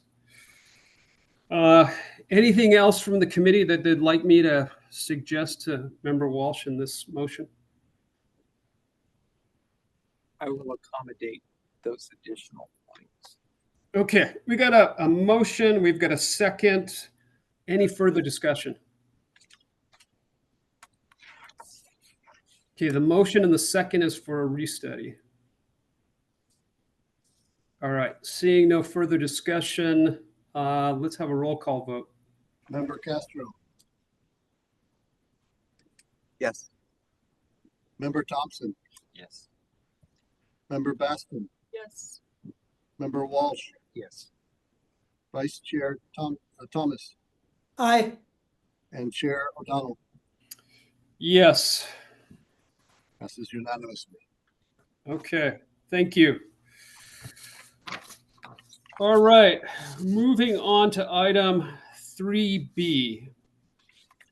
Request by 1789 Holdings LLC applicant doing business as Palm Springs Mini Storage on behalf of Grit Development property owner for a major architectural application to construct a 90,468 square foot mini warehouse building and adjacent RV parking lot located at the southeast corner of North Gene Autry Trail and District Center Drive, Zone M1P. The case is AR 2025-0030. Mr. Malacher, could we have a presentation on the project? Yes, thank you, Chair. So this project was reviewed by the Planning Commission on July 22nd, 2025, and was approved and recommended to ARC. And I'll go over some of their recommendations in just a second. So the scope of the review of the ARC is to look at the application to construct the 90,000 square foot mini storage warehouse along with 41 RV parking spaces. And once again, you look at the design, the colors, materials, lighting, and landscaping.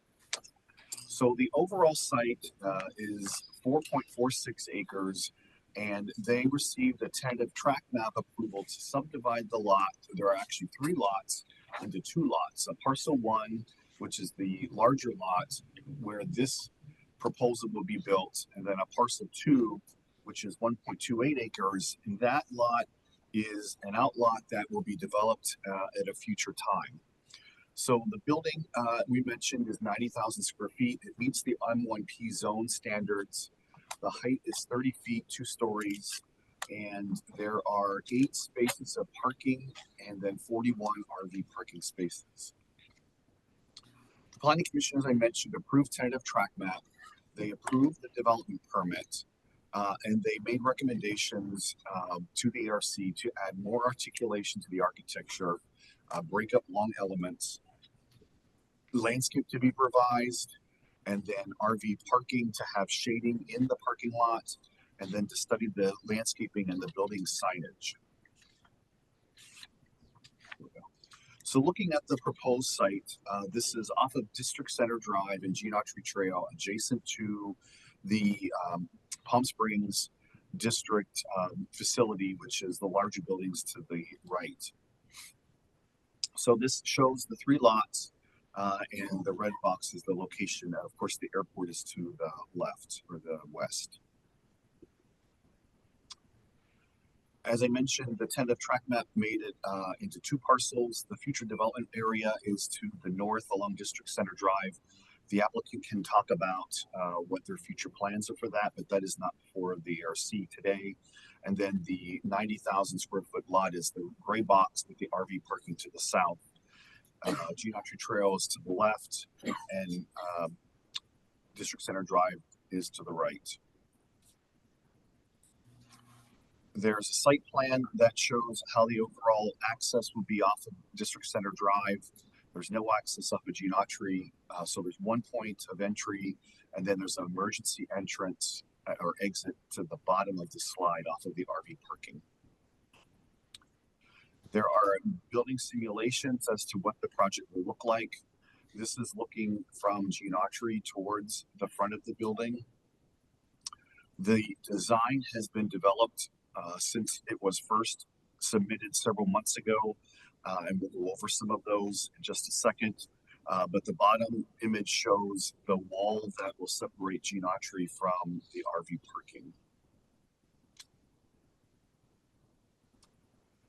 And this is another perspective looking from the District Center Drive west towards the entrance. There is a main entrance with roll-up doors that when you go into, move into the space, you can actually pull the van or truck into the loading dock. The doors will close, so it is climate controlled. So looking at this slide, this shows the evolution of the design of the project from when it first came in to where we ended up today. So the top is what was first submitted. The middle is what was presented to the Planning Commission. And then the bottom is revised based upon Planning Commission's comments. So you notice that the building is anchored on either ends with an element that has glass, clear glass that shows the first and second story, so you can see into the building itself. Overhangs were added, elements around the windows were added, and then in the center, the building now pops out to break up the massing and the frontage of the building itself. This is similar on the side that faces the District Center complex. The top was original, the middle was presented to the Planning Commission, and the bottom is where we've ended up today. So you notice that on the left-hand side, there was another bump out that was added. There was a window that was added at the caretaker's apartment and other elements that added shading. So this is the elevations that are presented to the ARC today, showing where the building design has ended up. Building materials are a CMU block in a gray and a tan color, stucco elements, and then there's a brick accents. The walls that are proposed have been changed, revised to add this screen wall breeze block, which is at the bottom image. And looking at the landscape plan, the plants have been revised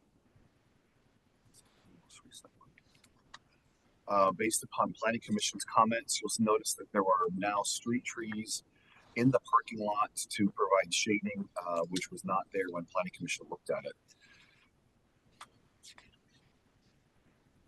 In looking at the walls along Geometry, what they've done is staggered the walls, added bump outs and the breeze block that will go between the block, the different wall elements. And this is a better elevation of what the wall proposal would be. So the top is, I think, is the original, right? And then the middle is, yeah, they're shaking their heads. The middle is what was presented to Planning Commission, and the bottom slide image is what's presented to ARC. I included the floor plan so you can understand the building layout. There's no actual penetrations into the building itself. It's all the only area is the corner units, and even the corner units you cannot see into the building or out of the building. And the second floor is the same. Moving on to the lighting plan. The lighting plan proposed meets the lighting standards. This is the photometric. Included in your packet the photometric guidelines.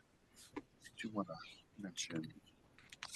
So at the Planning Commission meeting, they asked for more articulation and other elements to break up the long building walls, clear vision window glass in the corner elements, and the perimeter wall to have larger offsets and better design. So in looking at the glass on the building itself,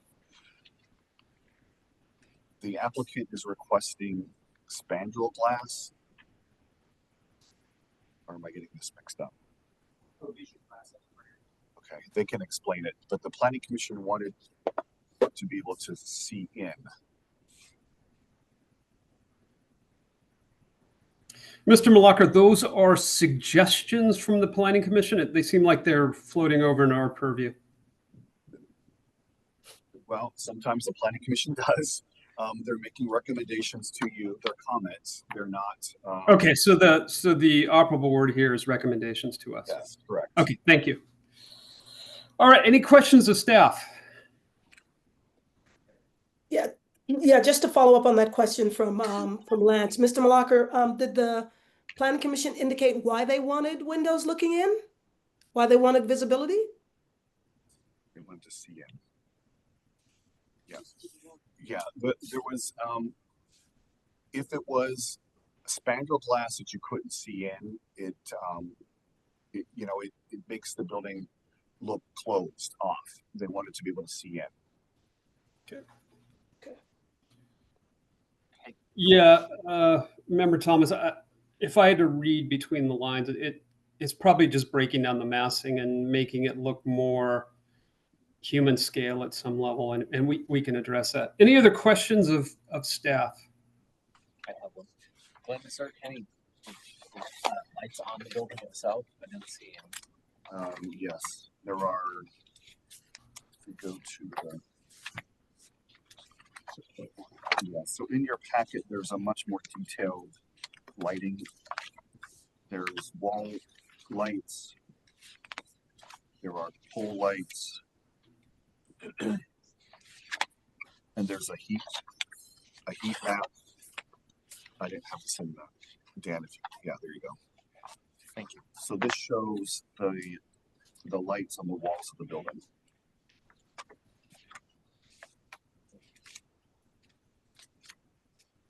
John. I have a question. When I look at the plan, I'm trying to figure out where these, the projections that have the overhang and the glazing on it. So those are just like, 12 inches bump outs or something, right? When I look at Right. the plan. If you look at the floor plan, Yes. they What is happening behind those windows? so if we go back, there we go. Sorry. Yeah, Mr. Malakar, we'll invite the applicant team up and they can address that. Any other questions of staff? Can you remind me how tall the exterior wall is that separates the storage unit from geometry? That wall is 8 feet tall, Thank you. and that's the maximum height allowed in the zone. Okay, Mr. Malakar, I don't know if I just didn't hear it or you didn't mention it in your staff report, but there's a living unit in here, almost like a residential component for full-time caretaker? Yes, there's a caretaker unit, and you can see that in the floor plans. It's in the faces District Center Drive in the northeast corner. Okay, and could you bring up what the elevation of that component looks like so we can differentiate it from the rest of the building? Right, so that is the top right corner where those windows are. Where that At the lower level or the upper level? it's the lower level. Okay, all right, thank you. All right, would the applicant like to come up and make a presentation? Yes, please. Come on up. And we actually have an applicant PowerPoint too, if we could bring that up, please.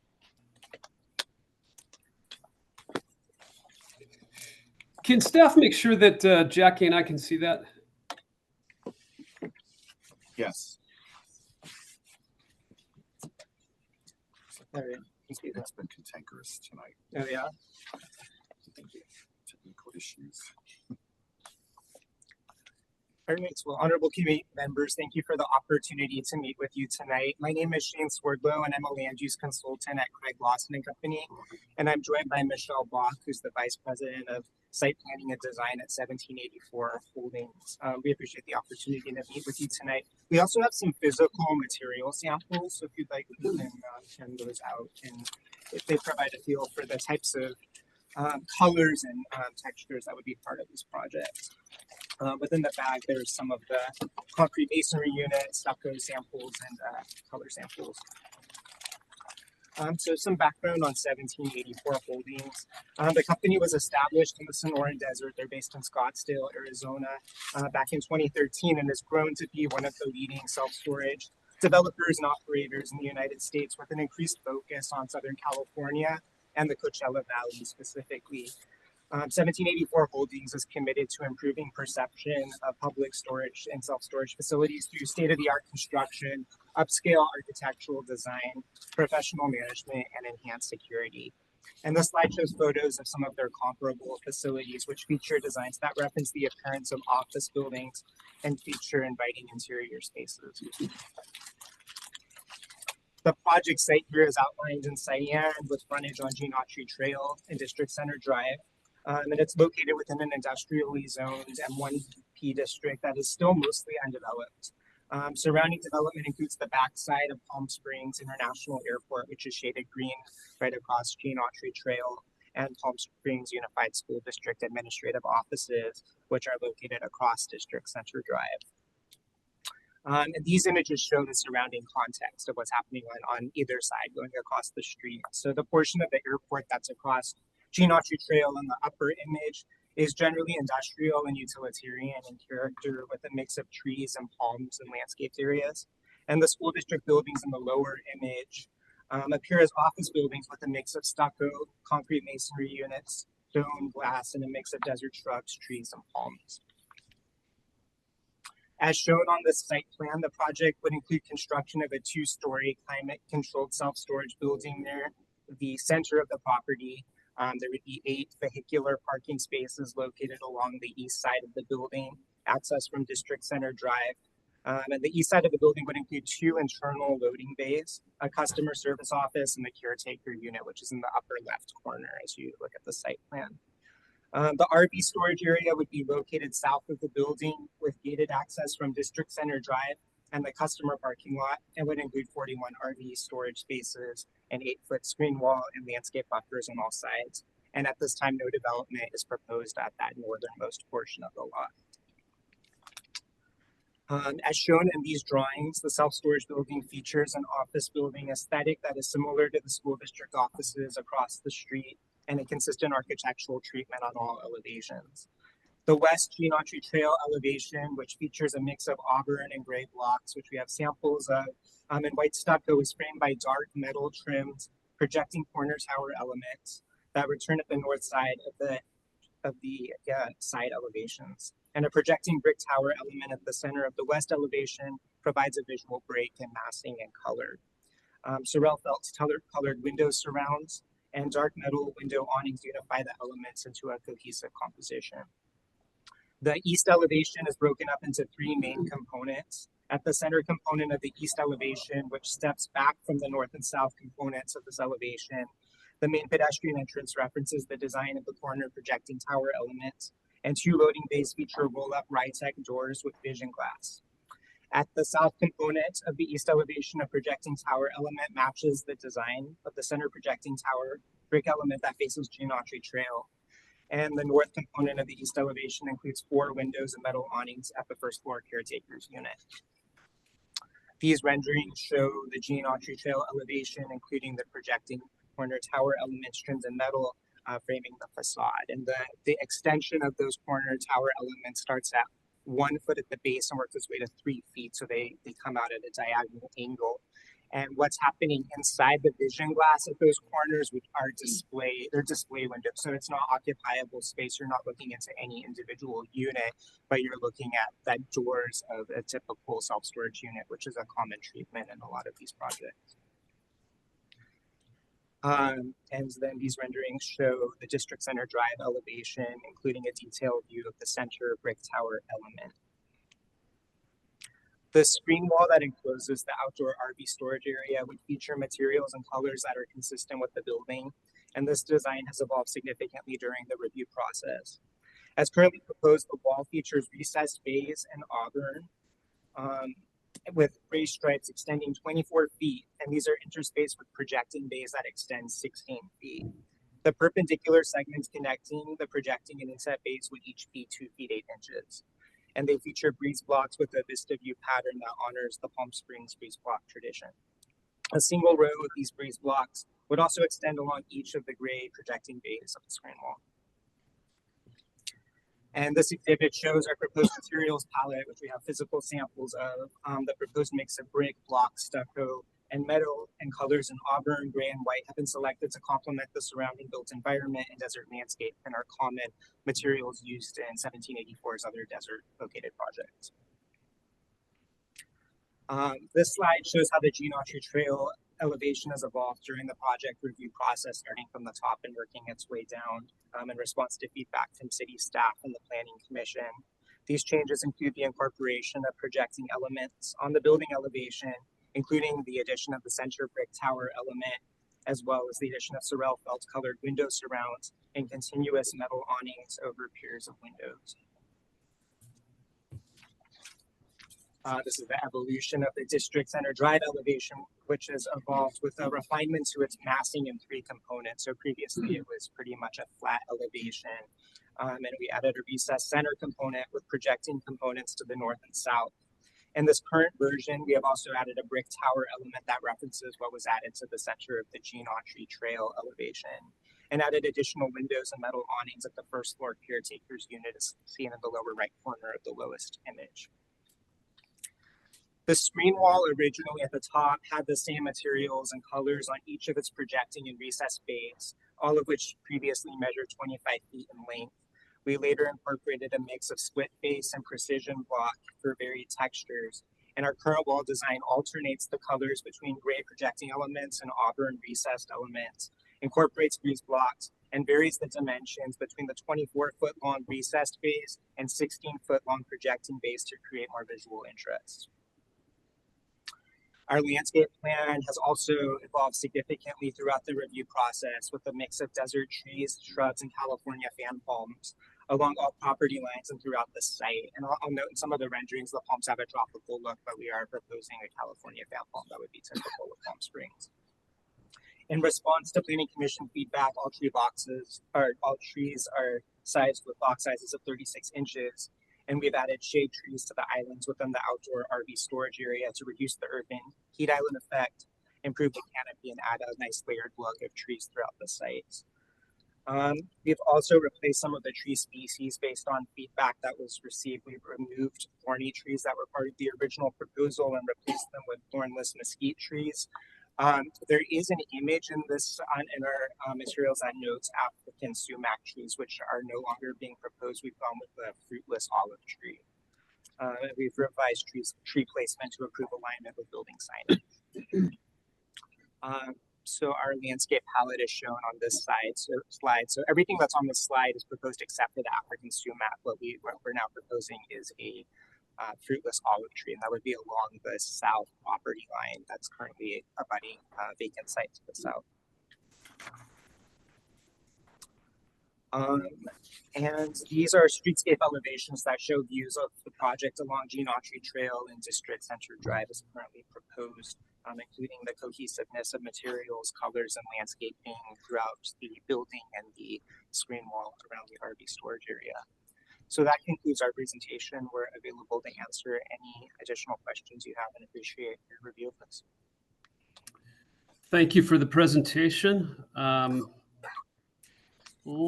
Is there any Is there any members of the audience or anybody online wishing to talk about this project? There's no members in the audience and no members online.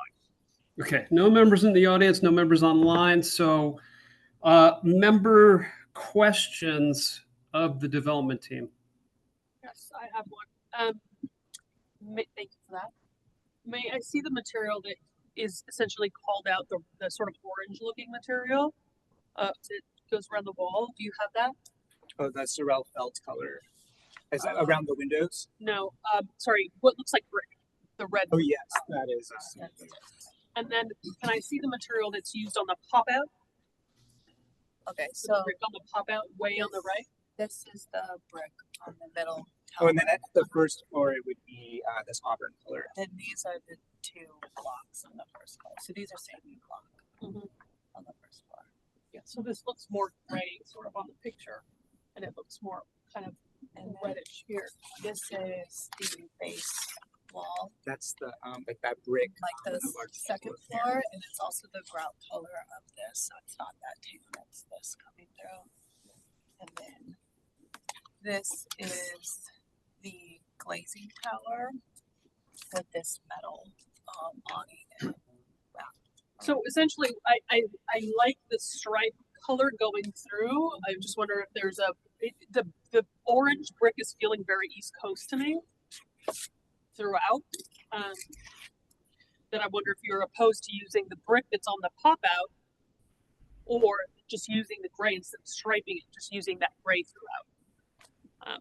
That would be a So suggestion. these are the colors. So you're saying this is feeling too orange. Okay. And suggestion of just doing it all gray. Does it sound like the applicant is open to suggestions on color? And Yeah. okay, so let's leave that for member discussion. Any other questions of the applicant? All right, well, thank you. If anything pops up, we'll bring you guys back up. Thank you. I'm going to go in reverse order here and kind of co-opt this conversation to start. This is the type of project that I would love to have land in my office. And the reason I'd love to have it land in my office, and this is no conflict of interest, and I'm not suggesting that I take over this project. That's the last thing that I really need at this moment. But the reason I would love this project is this is Palm Springs. And so Palm Springs has always been the hub of innovation and site-specific responses to both architectural program, technology, you name it. And we have a tourism that is set up on just the cultural heritage that we celebrate here. I think, from my point of view, this is the perfect project to do something that doesn't look like it's trying to be an industrial building with offices behind it, that's not trying to look like the scale's being broken down by add-on spandrel windows, that the only thing that this thing is trying to do is be honest about what it is. And the honesty about what it is a building on a 60-mile-an-hour highway that would rarely ever see a pedestrian walk by. The slowest you'd have anybody ever go by this building is somebody wandering away from the Palm Springs Unified School District buildings and just wandering past. But there's no place to walk to. There's no place other than to drive by this thing at, you name it, maybe the speed's 50 miles an hour, but we all know that on Gene Autry Trail, it's a commuter road. It's a major road to bring in all manner of industrial trucks and service industry folks moving up and down. So from my point of view, adding windows into storage units that are actual storage units inside behind the glass and not into a storage unit, which that's not my suggestion. My suggestion would be to turn this thing into something that is either a concrete block supergraphic, meaning it pixelates from one side to the other in a way that addresses the cars moving past it at the speed that they're going. Doesn't have any windows on the side. The wall, that pixelated wall, could break down into the 8-foot wall and continue along the RV storage portion. It could certainly and must certainly wrap to the north as it goes back into the school district buildings. It could be that, or either it could be a series of fins that are articulated off of the face of this building. And when I say fins, let's think on the order of 20 to 24 foot panels that articulate out from the facade, say 2 feet. So we have a series of fins that are offset from one another by 2 feet. And as you march down the building, these fins are creating shade and shadow throughout the day. And at night, they could be illuminated in a different way. But we would have a building here that addresses both the day-night condition, the speed of the cars going by, in a way that's not defaulting to being, frankly, it's Mr. Potato Head. Everybody's putting little ears on this thing and then some other little decorative feature. And it really doesn't want to be that in the city of Palm Springs. And I think we have the opportunity with a building like this to create something that is a model for how these buildings can be done. If I'm the client, if I'm this development team, I want a secure building. I want low operating costs. And if I get rid of my windows and I get rid of the solar heat gain on spandrel glass or glazed windows, I'm lowering the heat load on the building, and I'm creating something that's more secure. And if I can do something that's graphically or architecturally interesting, then I have a building that people naturally talk about as something that is in the canon of the projects in Palm Springs and not just another decorated industrial building trying to do something that it's trying to give human scale to something where humans don't really interact with. And so I think there's a serious way to rethink this that doesn't add cost, that doesn't add security issues, that doesn't add operating costs, and could be a win-win for everybody involved in either driving by this building or using the building for self-storage or the number of other things that this building affords. So that's my take, and I could turn that into a motion, but we can go around the table and see how others feel.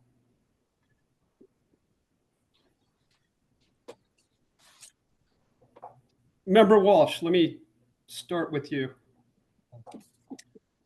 I sense a conflict of instructions that have been given to the project sponsor here.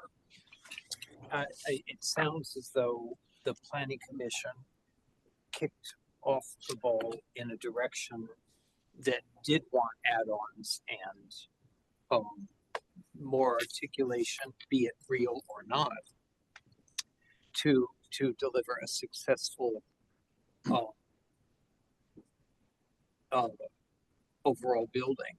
So that's just a giant reverse skate. I think it's intriguing, but I'm not sure that it is the right thing to do. Member Walsh, talk about that a little bit more. You're concerned that a direction by us would be countermanding what the Planning Commission was asking for? Well, I think the approach to the design, the way that you have just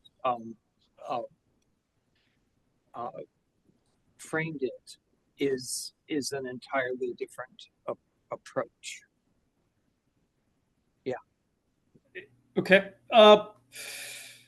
Mr. Lyon, what is our purview in this instance? Is there extreme deference to the Planning Commission and we just deal with concrete block color and spandrel glass or vision glass? The two bodies really have been intended to have a distinct separate set of criteria and findings that they're looking at. So with the Planning Commission, they're looking at massing, they're looking at scale, they're looking at site placement, they're looking at site circulation, the way that the building addresses the streets, and the way that the building fits into the context of the neighborhood. The architecture of this building, or any building, that is the skin of this building and some of its form-making components, whether there's angled roofs and things like that, those are within the purview of the ARC. So you have an application here that's been brought in, and through the Planning Commission's review, they have worked with what the original design proposal is, which you see on the top of this particular image. And I think what they've tried to do is embellish it or improve it. And I think what you're saying is there's an entirely different way of cladding and expressing the volume of this building. That's within your purview as the ARC, is to look at the architecture, the color, the proportions of those things, and decide whether you feel it's appropriate. So there should be a separation here. And as I say, what I think is typically happening here is the Planning Commission is seeing this first. They're reacting to the proposal that's been brought to them by the applicant, which is what you see on the top. And they've tried to, I guess in my words, to dress it up a bit more so it's not quite so flat. But yes, I think that the expression of the exterior, the architecture of this building is entirely within the purview of this body. Okay, Member Thomas. And by no means, nobody has to agree with me. I'm throwing that out there, and there'll be a motion made, and we can drill down on this. But I'm just getting feedback from everybody.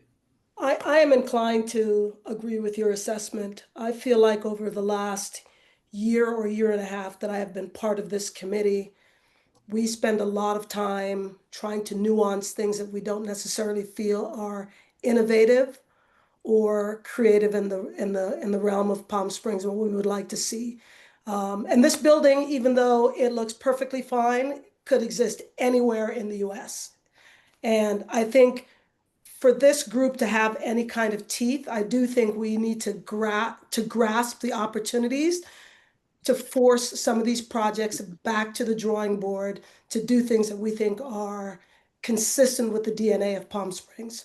So that's my take on it. And I think, I think the example of I made the comment about sort of needless consistency. You remember that comment a while back as the hobnob of Simple Minds. When we continue to try and dress these things up that we don't think are right, just to kind of move them along. And I think this is an opportunity to maybe start fresh. That's Member Thompson. I have no comment. Member Baston.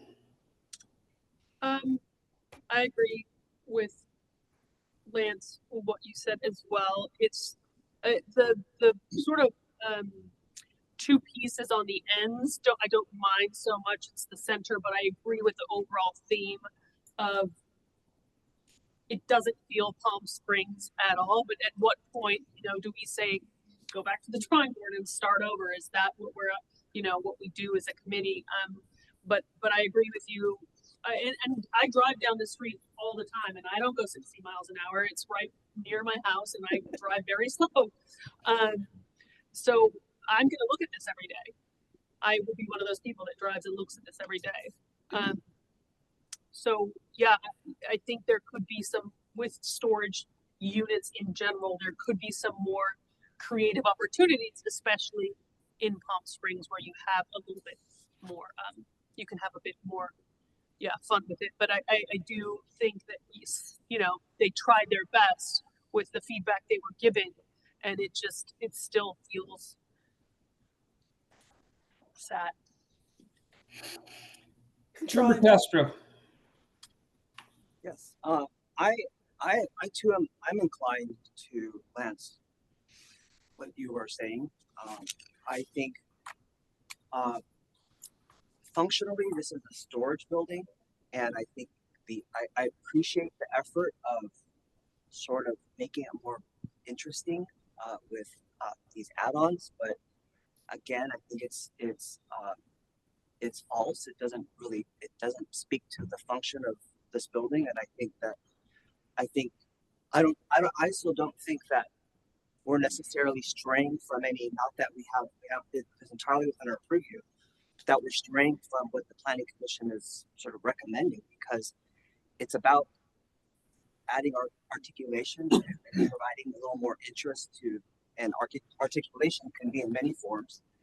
I'm actually intrigued by some of what you're saying, Lance, by creating fins or something that projects from, that sort of breaks up the mass, as opposed to these sort of false windows and that are being created here.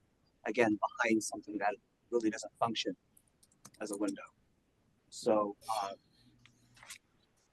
all right, I'm gonna try to make a motion, and certainly my motion's going to be open to suggestions from the committee. But I'm going to suggest restudy, and I don't know who the applicant's architect is, and I don't know how skilled they are, or if they can just take the suggestions to restudy this facade at 60-mile-an-hour speed, or as Ms. Bastian said, a 30-mile-an-hour speed. But it's a car-oriented building that wants to, in my mind, the animation of the facade should be done by the thing that shows up 350 days of the year, and that's the sun. So the sun is always shining and it's always bright. And the shade and shadow that could be projected by relief on the facade, not relief in the form of windows or false little solar control projections or anything else. So my motion is to take a fresh look at this building in a restudy, and I would be happy to jump into a subcommittee and help the design development team along if needed.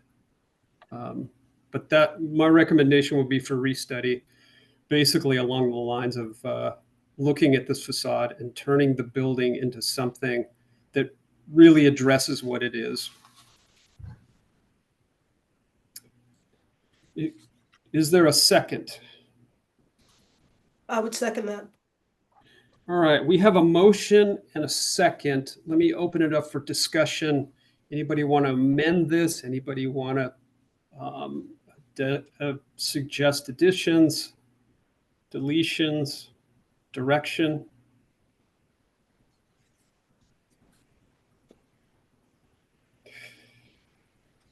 Okay, hearing none, there is a motion and a second. Let's have a roll call vote, please. Member Custer? Yes. Member Thompson? No. Member Bastian? Yes. Member Walsh? Yes. And Vice Chair Thomas? Aye. And Chair O'Donnell? Yes. Motion passes 5-1. And if staff wants to confer with the applicant, and if the applicant needs more specific direction, again, we could develop a small subcommittee and get them moving forward. Would you like to appoint that now? Is it something that the applicant would entertain? Shane, you want to come up? I can't see them, so somebody's going to need to give me some help. They're coming. They're going to talk. Okay, thank you. Could you clarify how the subcommittee process would work? So how it would work is you would go back and work on a design with your architects, submit it. We usually do it via email. So you, I'm assuming Chair, that you want them to come back after a review of a subcommittee? Yes. Yeah, we could do it all by video call if people are in distant places. But yes, we would get back together with the group after their design team takes a shot at it. If their design team has no ideas, because they have a prototype here that has been working, and they're looking for clarity on what the architecture review board is seeking, then we would have a open discussion about ways to articulate these facades and to turn it into something that, both captures signage. I understand that these corner elements are the primary signage, and we see that consistently in the city, whether it's whether it's a fast food restaurant, In-N-Out Burger, and we get large parapets with big signs on the parapets. But there could be a way to integrate the signage with the building envelope and the articulation of that envelope in a way that makes this building, just a beautiful architectural feature. So I think we want to review internally first. Yeah, I think we need to talk to the rest of our design team and Okay, we'll so work the plans and then we can. all right. connect. So Chair, maybe not set up the subcommittee now, but at another future meeting, we may be able to ask for members then. That sounds great. All right. Thank you. All right, thank you for your time. All right. Last item on the agenda tonight, item 3C, a request by First Industrial Realty Trust, Inc., owner for a major architectural application for the construction of 2 warehouse buildings on a 96-acre parcel located at the southwest corner of North Indian Canyon Drive and 18th Avenue, case AR 2025-0045. Mr. Malacca, you have won the lottery tonight. It was a busy summer, believe it or not, getting everything ready to come September. All right, staff report, please. Yeah, so this project is another industrial logistics center at the north end of town above the I-10. The site is aligned out in red. It's zone M2, allows for by right warehouse and fulfillment centers. And the ARC and Planning Commission reviewed another warehouse project that is directly to the south of this at the corner of 18th Avenue and North Indian Canyon Drive earlier this year. So this is 96 acres. It's divided into 2 buildings. One is 1.5 million square feet. Building 2 is 388,000 square feet. Mr. Malacca, may I interrupt for a second? Sure. That was a huge building. How many square feet was the adjacent building at the southeast corner? The one that is approved was 780-some thousand square feet. So this is almost twice as big. Okay, just for context, everyone. Right. Thank you. And the building height is 53 feet, which is comparable to the building height of the adjacent one that's been approved. So looking at the overall site plan, this shows building 1 to the north off of 18th Avenue, and then the smaller building, which is adjacent to, you see the outline of the box of the building that was approved by the Planning Commission and reviewed by ARC earlier this year at the corner of 19th and Indian Canyon. So this building is almost twice the size. Remember, it's been approved by the Planning Commission back in July of this year. So it is entitled. Both of these buildings are. So building 1 shows the parking areas, which are on the east and west sides of the building, with the storage or the delivery bays in the north and south sides of the building. It shows trailer parking for the building itself, and then the water retention ponds at the south as the slope of the lot goes from north to south. And then the smaller building shows the employee parking on the north and south ends, and then the bays for the trucks on the east side of the building. So access will be off of 19th Avenue. There are 2 points off of 19th Avenue, and then the new road called Noble Drive connects to a signalized intersection that connects to Coachella and across the street in Desert Hot Springs.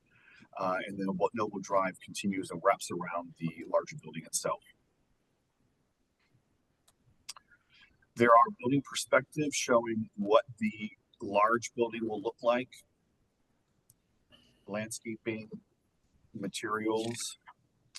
There are perspectives looking from the I-10 north towards the peaker plant, which you can see the 3 stacks in the center of the lot behind the windmill. And this is looking at the corner of 19th Avenue and North Indian Canyon Drive. What's not envisioned here is the building that was approved by the Planning Commission earlier this year. So here are design elements of the building showing pop-outs, and there are actual windows that provide light into the building itself. It's a large building, as you know, and this is the office area at the corners. And other perspectives, building elevation showing as the building faces 18th Avenue. It is a long building. I'm sorry, Mr. Malakar. I think yeah, there we go. We were frozen on. Oh, sorry. On the perspective. Okay. Thank you. And then this is another, the building elevation showing the length of the building, the door, the bays, the truck bays that will face north and south, and then the large building and the smaller building. So building materials are a tan and a gray color. So there's 3 gradients of the beige color, P1, P2, and P3. And then there are elements that are blue and brick element. The landscape plan, as you know, it's windy up there, and the landscaping needs to be hardy, and they're proposing these types of trees. The exact landscaping materials. You can see. Oh yeah, they're acacia, palo verde, fruitless olive, mesquite, African sumac, and then Mexican fan palm. So they're all hardy plants. The shoestring acacia is not really a shade tree, but it is on the landscape proposal. An exhibit showing the types of plants. The site will be completely walled, and this is a design of a CMU block wall that is proposed with metal gates that will secure the property. A lighting plan is proposed. There are lights that are on the building itself. There are light poles, and in your packet, it's very hard to see this light fixture design. So in your packet, there is there's a blow up of the type of lighting proposed. So as I mentioned, the project went to the Planning Commission on July 22nd, and they had some comments to the ARC. And they were to the landscape plan focused on tree species that will survive harsh conditions, that the lighting be no brighter than 3,000 Kelvin, and study the wall details.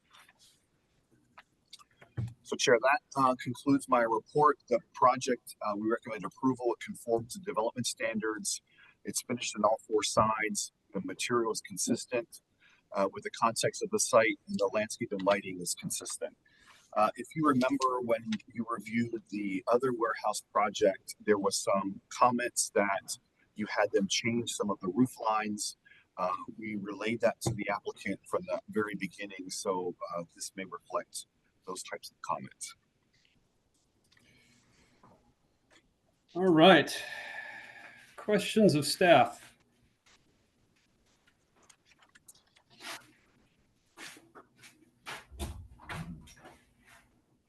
Mr. Merlocker, can you go back to the slide that showed all of the roll-up doors?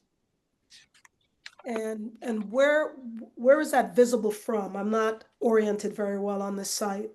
All right, let me go back to a site plan. So on this larger plan, let me go back to this one. So on the very far right is Indian Canyon Drive, north of the I-10. Mm-hmm. The very bottom is 19th Avenue. And currently there's an existing industrial area, and that's what all those driveways are. They go to McLean, Newhall Street. Mm-hmm. On the bottom right, that little dash line is the building that was approved and reviewed by the ARC earlier this year. So the larger building is to the north of that, and then the smaller building is to the west of the proposed building, or the approved project adjacent. I know it's hard to understand. It's all big, large scale. Mr. Merlocker, do you have a sense of the grade change from the north west corner to the southeast Right. of the big box?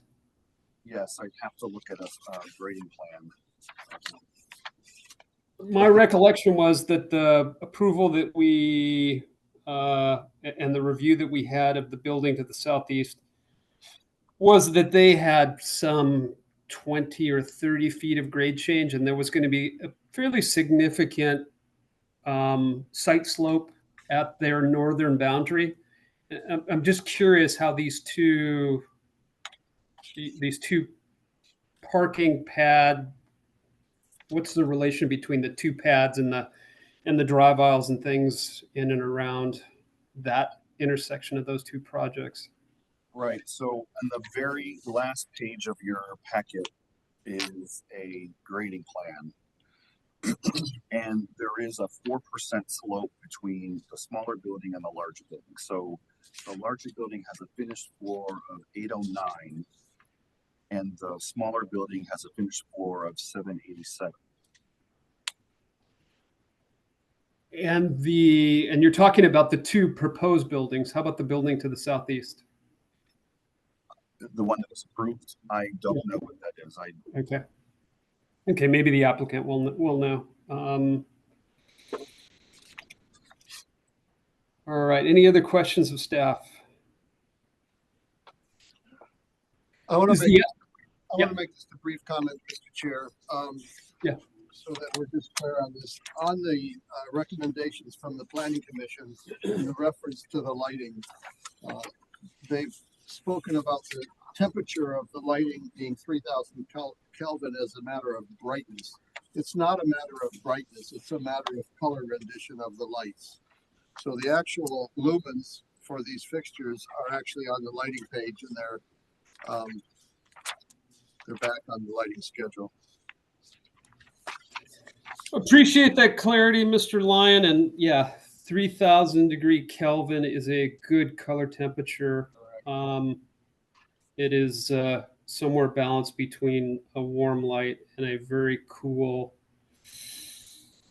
almost institutional white. So I think that was a good suggestion by them, but thank you for the clarification.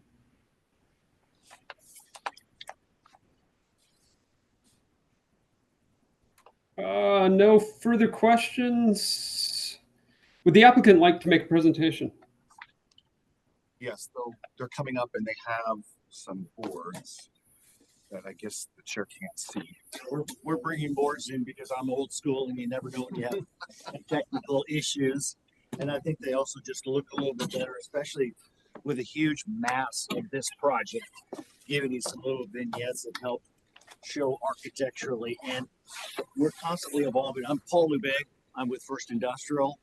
And we're owners and operators nationally of industrial warehouse buildings. We're holders of real estate. As a REIT, we don't sell them. So we try to build them with high quality.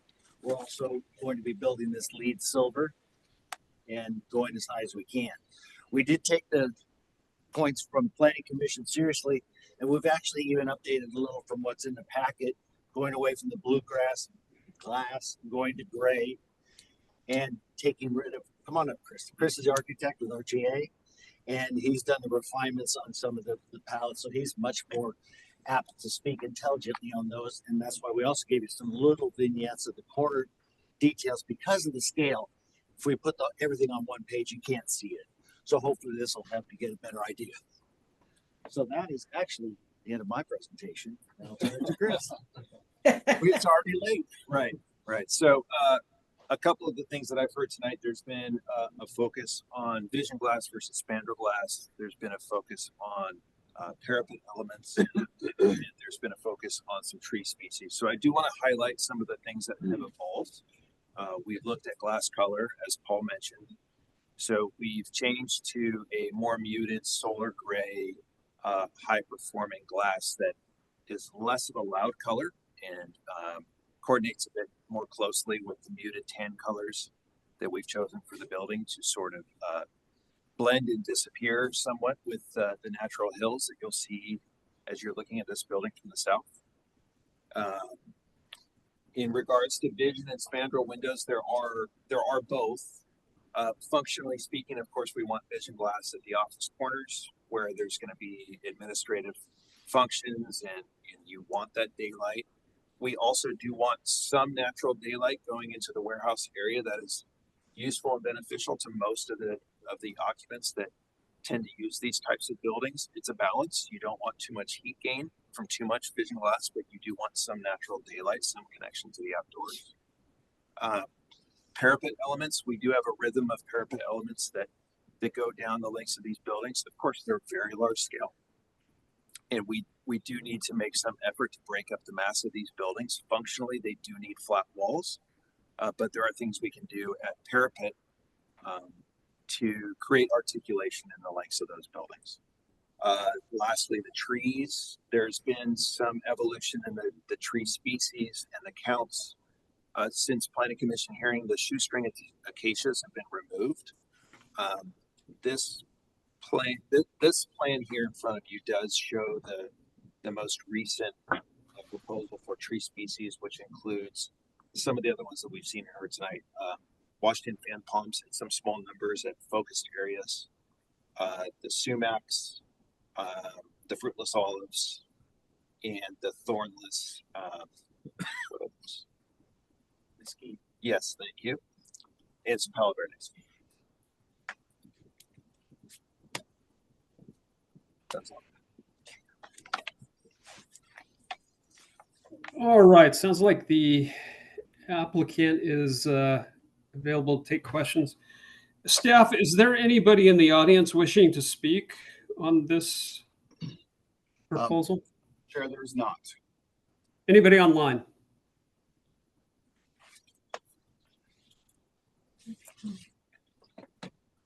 No one has raised their hand, so no. Okay, all right, so let me ask a question of staff. When the previous 500,000 square foot project came through, I made a comment about automation and employee parking. So these buildings are going to be highly automated in the future. There's going to be trucks showing up here with no driver. There's going to be systems to unload the trucks with no employees. And yet we still have large number of employee parking. And I know that that automation isn't happening entirely today, although if you look at some of the Silicon Valley companies, they are doing quite a bit to move away from having humans do the work and automating things. So Is there any recognition at the planning commission, planning department, city manager level, council level about potentially reducing the heat island on these buildings, reducing the impervious area by removing vehicle parking? I'm not talking about truck parking, and that is a huge component here, but vehicle parking. Right. So as you know, or maybe not know, the planning department is has a project of underway consulting, working with us to revise our zoning code, and parking obviously is a big discussion. We'll see how that evolves with discussions before the planning commission and the public about reducing parking requirements. In some cases, it may be eliminating some parking requirements. But this project was evaluated based upon what the code says on the required parking, and many times the planning commission wants to reduce the number of parking spaces and meet the required, and that is what this project does. It's a 1.5 million square foot building. It requires a lot of parking based upon what the code says. Yeah, we're talking about acres of parking, and so any incremental reduction is going to allow the development team to potentially put more money into the durability of the building, potentially put more into the landscaping, potentially put more into reducing these detention areas. You know, all good things that I think we as a city and we as a body need to be aware of the changes that are happening now. And it's just mind-boggling. I thought 500,000 square feet was a lot. This is a huge building, and I don't think any of us recognize the scale of this thing just looking at the renders. But let me open it up to the committee to questions of the applicant or questions of staff.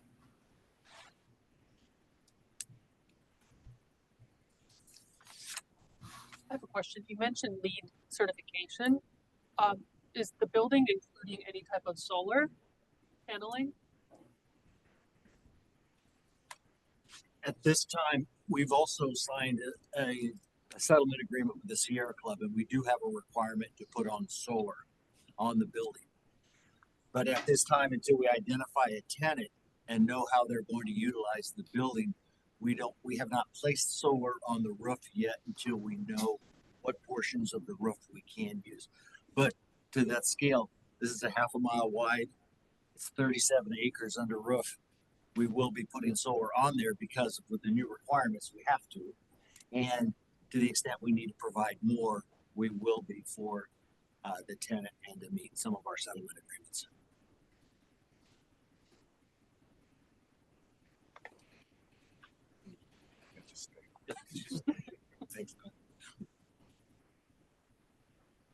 And anybody else? Questions? I was going to answer your question on the grade to the neighboring property. We're consistent with the grade from our second building to the neighboring building. There won't be any big discrepancies in building elevations. From the 1.5 to there's a great difference there. Yeah, I believe, what was the grade difference there? I want to say it's 28 feet. From pad 1 to 2? Yes. That sounds right. And I think actually the corner of this building, building number 2, is about 10 feet above 18th Street. So you'll be looking at the side of the building, no real roofs or parapets. You won't be able to see up on the roof at all. Is your finished floor flat? Yes, it is. Okay. Mr. Malacca, can you pull up a floor site plan?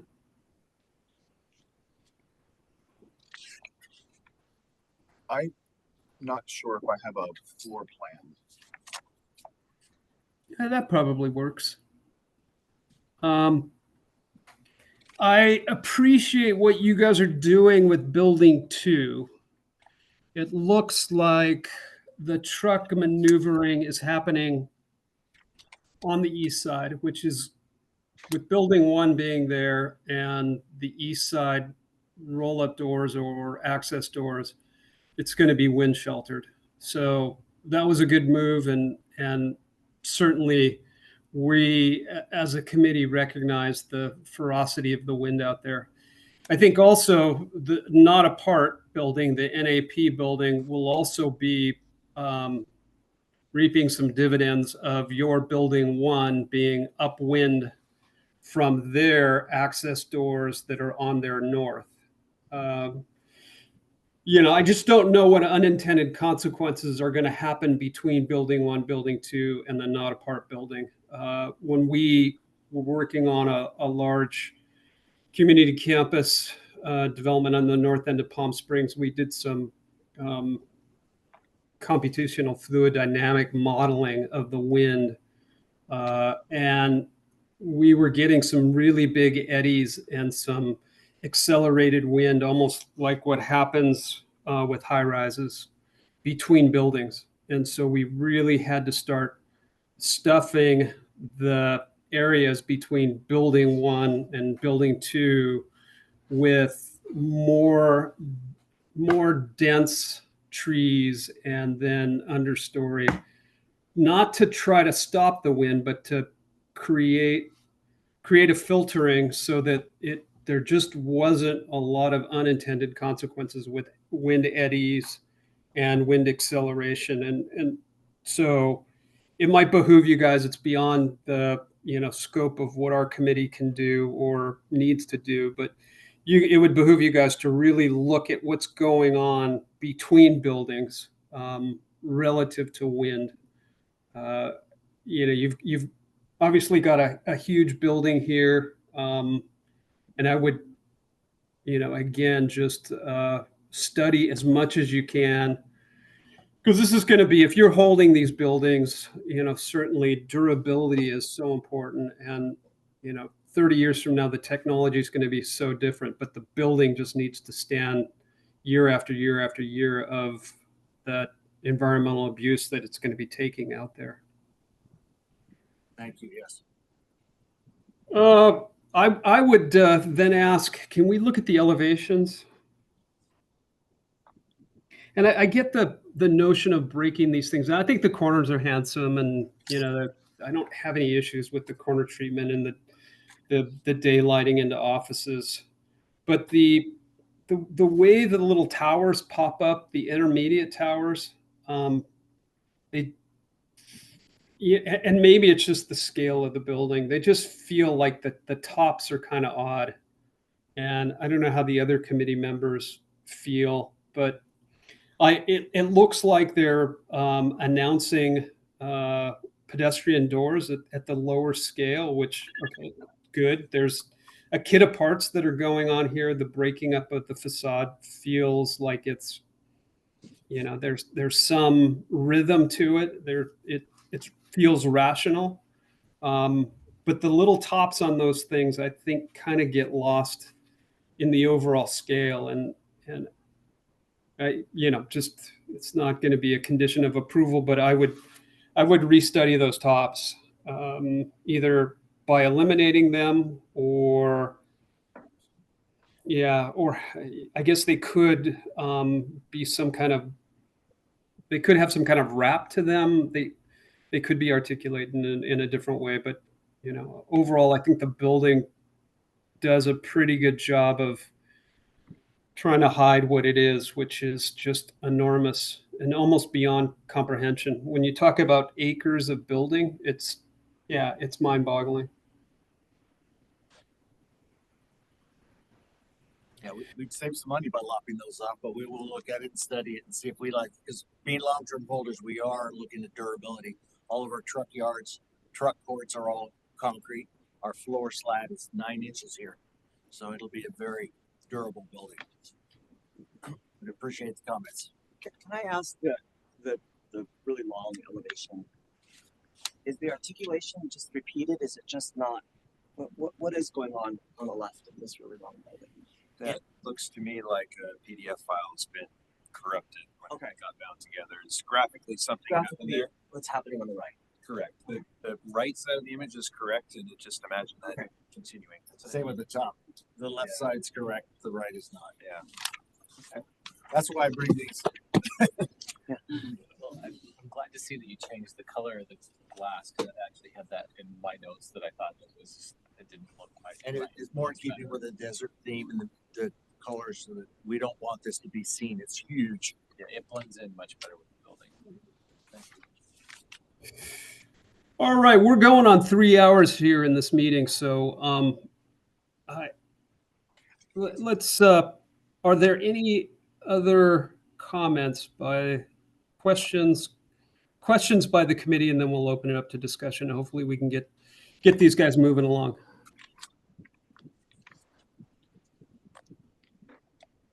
I'm seeing no other questions, so applicants, thank you guys for the presentation.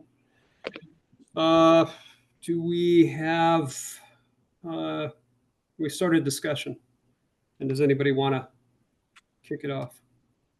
I'll start. I think that the building actually looks pretty good given its size and its structure.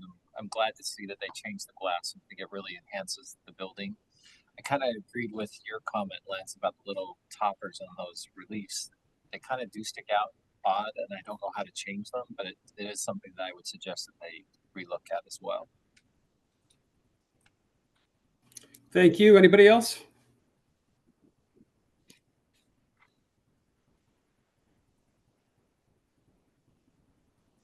Okay. Member Thompson, can I have you make a motion? I'll make a motion to approve as submitted with the staff's recommendations of conditions of approval. All right. Do we have a second? I'll second it. Okay, we got a motion and a second by Mr. Castro. Further discussion. I think what I would like to suggest to staff is Mr. Elliott still in the audience? He is. Yes. Okay, I would ask staff to have member Elliott, soon to be member Elliott, review the landscape plan. I'm just concerned that the durability of that plant material out in that environment just needs to be robust. And I know that good landscape architects have ways of staying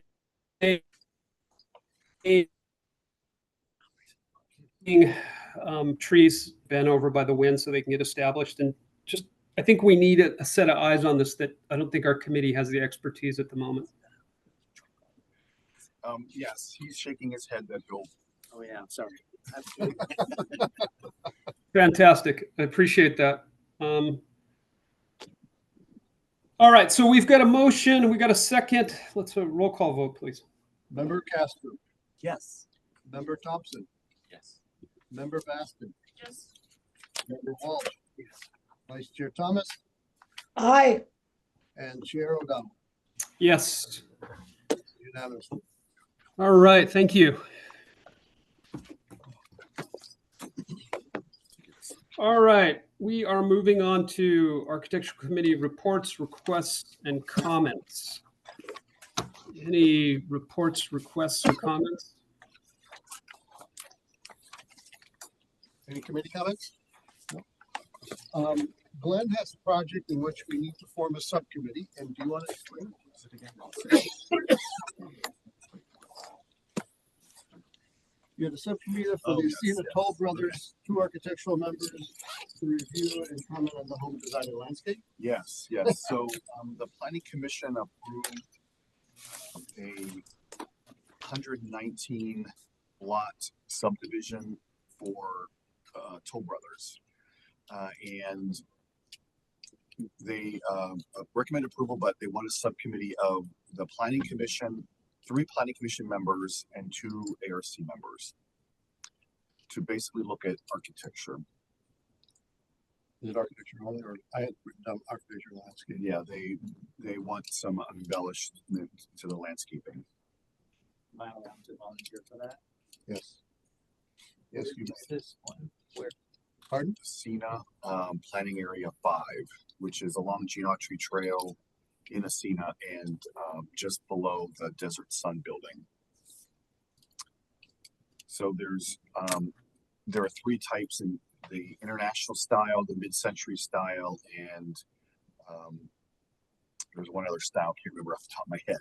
The mid-century style, they wanted some rework.